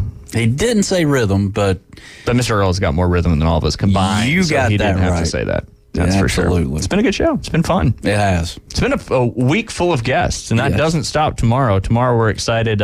Again, appreciate Chris Fall lining us up with some college basketball action. We're going to have Greg Gurley on tomorrow at 11:20. He was a player for the Kansas Jayhawks, been to the Final Four a few times, did some radio calling as well. So interesting to, we'll ask him all sorts of stuff about the NCAA tournament and get his opinion on the state of college basketball. So you don't want to miss that one coming up tomorrow at 11:20. But you know what else starts tomorrow? tomorrow, Jay Henley? Oh, baseball. Baseball. And the Bravos right here on ESPN Northwest Florida. Coverage will start right after the Inside Drive. Tomorrow's the first pitch up there against the Phillies is at 2:05. And then you'll have some Sweet 16 coverage after the afternoon underdogs at 6. So a lot of sports action, or not only the 3 great local shows, but a lot of sports action right here on ESPN Northwest Florida. I know it's a long season, but it is so crucial in baseball, I think, to get off to such a great start. Yeah. You know, like, I don't know why. I mean, it is a long season, but I would almost say that. I'd be pressed to say that's almost every sport. Yeah. And what about a round of golf? How important is your start in a round of golf? We've talked about this, right? I mean, I know, you start out double bogey in the first hole and then you just want to, like,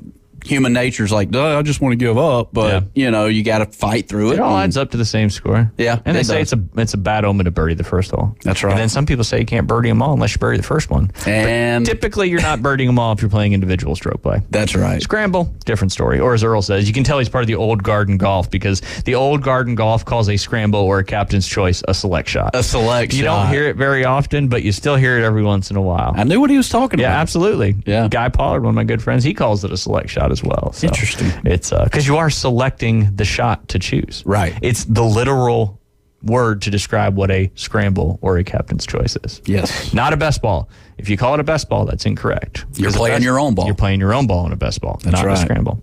Yeah. And speaking of the Bravos, I mentioned it earlier, previewed a little bit, but some new dishes coming out of Truist Park up there in Atlanta, and some of these sound pretty darn good, Jay. You want to hear about them? Dishes. Some new opportunities, some new menu offerings up there at Truist Park. This one comes out of Coop's Championship Chicken, which is near sections 138 and 320. It's called Uncle Charlie's Chicken. It's a hand-breaded, deep-fried chicken breast dipped in spicy sauce, topped with bread, butter pickles, served on a hearty pretzel bun. Comes with fries. French fried taters. You just took us to Sling Blade, didn't you? I did. That sounds good, though. And that, again, that's right there near sections 130 and 320. Next one they got on here, this looks right up your alley, Jay. It's called the Big Queso. This is at the Taco Refinery near section 152. 1 pound of grilled marinated chicken with Chihuahua cheese, freshly chopped salsa, cilantro, pressed between a grilled sourdough bread topped with spicy queso sauce. If my bride is listening, that sounds right up her alley. Okay. She loves sourdough bread, she loves cheese, and she does love chicken. That does sound delicious. Yes. Looks pretty good. Massive, too, by the way. I think you could probably, a couple people, you could probably each have one half of that, so it sounds like it'd feed about 4 people. Yeah. Depending on your appetite, of course.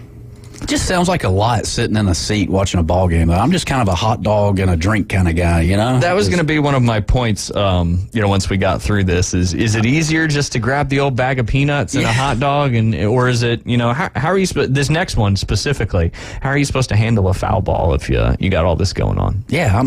This one is called the Grand Slam Nacho. 2 feet of tricolor tortilla chips topped with jalapeno, queso, chicken, tinga, black bean, and corn salsa, salsa verde, salsa rojo, and lime crema. That is also near section 152 coming out of the Taco Factory.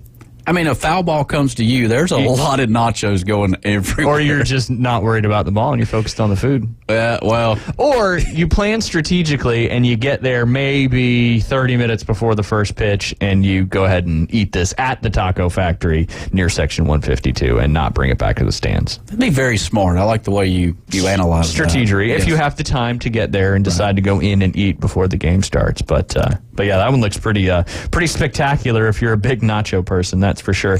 Next one called the Pitcher's Mound. This is at the 1871 Grill near section 113.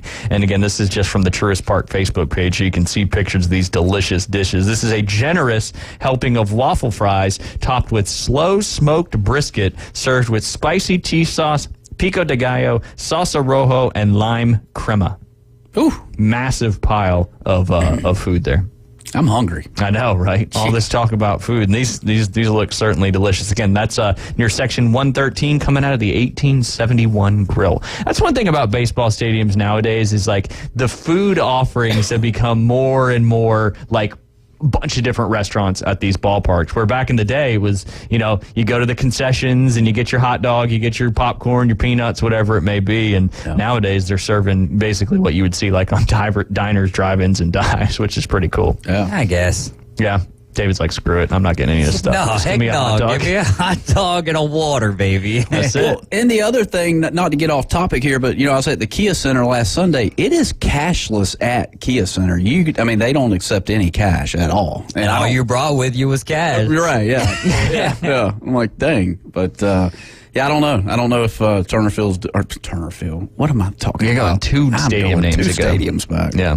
Well, it's only one stadium back, technically, but the name changed because Truist bought out SunTrust. But all right, next one we got on the list is the 4-bagger, which is commonly known. And you remember the 4-baggers for golf carts? Where you attach the thing on the back of the cart that you could then put an additional set of golf clubs on there? Man. You ever remember that? No. No? You didn't have that? Where are the other two guys going? It's typically when you have some walking going on. Oh. Like at a club, maybe you have a 4 caddy and, you just have one person instead of, 2 4 caddies or 4 caddies with the 4 players. So you could add the 4-bagger, that's what it's called, to the back of the golf cart. So then you can it comes off the back and you could put 4 total bags on a single golf cart. That's interesting. I've never seen that. It must be a Northeast thing. Probably is. Yeah. Caddy clubs typically have that kind of stuff for people that want to walk but don't want to ride but also want to have a caddy involved. But this is called the 4-bagger. It's, again, at the 1871 Grill near Section 113. It is 4 charbroiled burgers covered with a pound of barbecue brisket, jalapenos, cheddar, Reaper pepper mayo, served on a toasted sesame seed bun and topped with beer battered onion rings. I know David would like the Reaper pepper mayo. That sounds like it's right up his alley. Yeah, that part sounds good, but I got to do this before or after the game, though, right? It can't be during the game. Yeah.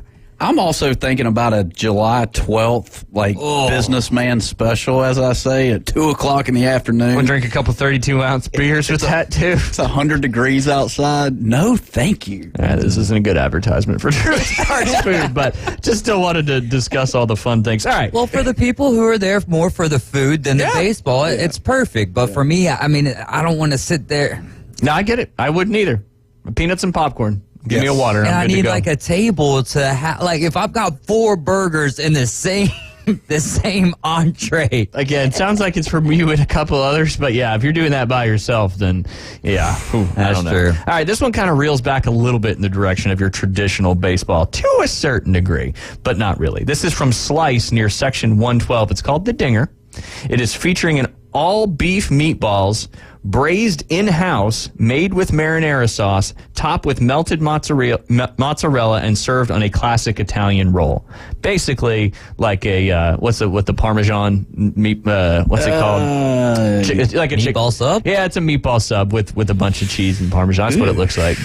Man, not quite as challenging. Yeah. Anyway, for the picture, it looks like. What if one of the meatballs fall? What if you catch it in your glove? Right. Oh, man, then the glove. You got so much to worry about. There is. Well, now the game's so fast, too. It's not like you have all this time in between pitchings to take bites. That's a great point. Now you make it even harder.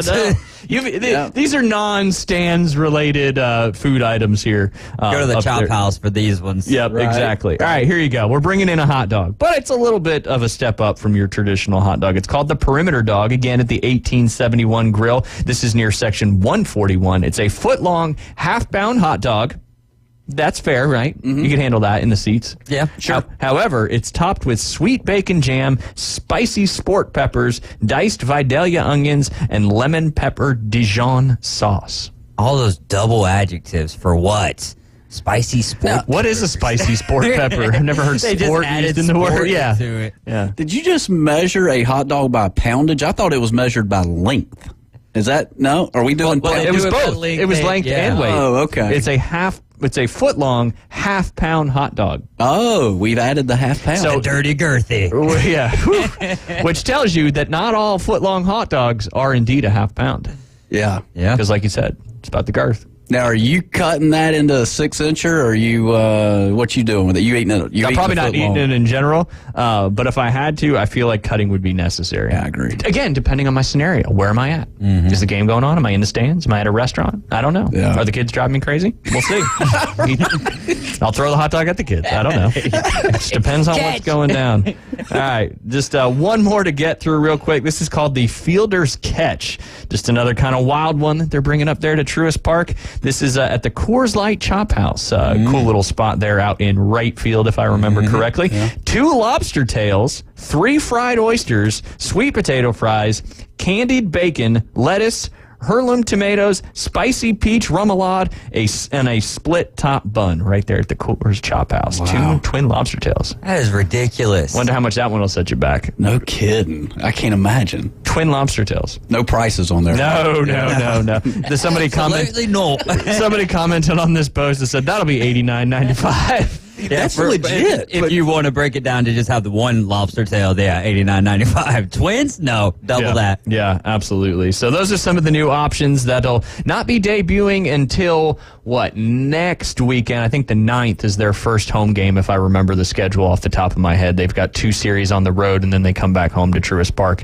I think Keith and Alan are going to that one, if I'm not mistaken. Yeah, they got some press passes to go down there to check out the action down there. That's April 5th against the Diamondbacks, who just got Jordan Montgomery, and make that NL West just a little bit more interesting. Absolutely. We'll dive into a lot more baseball action tomorrow as we're going to talk about some of the power rankings, some of the best pitchers, and we're also going to have a fun little pick 'em. Obviously, we won't have any results until a long time from now, but we're going to pick our division winners from all 6 divisions in Major League Baseball and see how we do. And again, just trying to find ways to catch up to David, but that'll end up. That is not the way to do it. I was going to say, that will backfire big time as I feel like he has a strong advantage over us when it comes to the baseball knowledge. All sports, right? Not all. Not all. Okay. You might have him in golf. Okay. All right. There you go. That's probably I don't know. That's probably the only one. He's like NASCAR, man. He's NASCAR. No. You guys are getting nope. And I was going to say he doesn't know hockey, but he knows hockey too. Now, you know nothing about hockey. That's a proven fact. Yes. The Devils are trying. They're trying. They had a big win last night over the Maple Leafs. Allen stopped 23 shots in the first period last night. 23 shots. What did they end up with? It ended 43. Golly. They won the game 6-3. It was wild. He was just it was like a shooting gallery. How about the Preds last night? They were 18 straight games with a point. Yeah, well, the Predators. Yeah. And they were down like 3-1, 4-1 in the third, and then came back, and Yossi being a star again. Are y'all speaking English? Yes. Okay. Somewhat. Yeah. Depends on the nationality of the particular player. I got you. But it's typically all part of the English language. Yes, that's for sure. Good show, Jay. You ready to end it? Yes, sir. No, that was a great show. Yeah, that was fun. And thanks for getting Earl to come in today. Yeah. We're definitely going to have to do that again. Tomorrow, like I mentioned, we'll have a former Kansas Jayhawk basketball player who's been to the Final Four on the show, breaking all things down, opening day of baseball, and getting ready for some Sweet 16 action. We appreciate you tuning in to the Inside Drive. We'll do it one more time tomorrow, and maybe even one more time on Friday. Y'all have a great rest of your Wednesday afternoon.